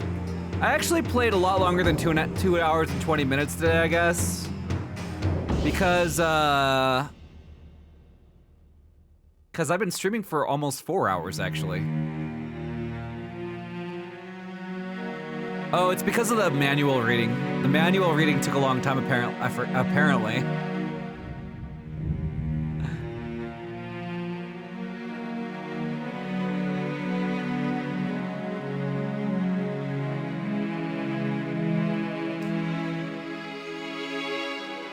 Yeah, I think it's time for God of War.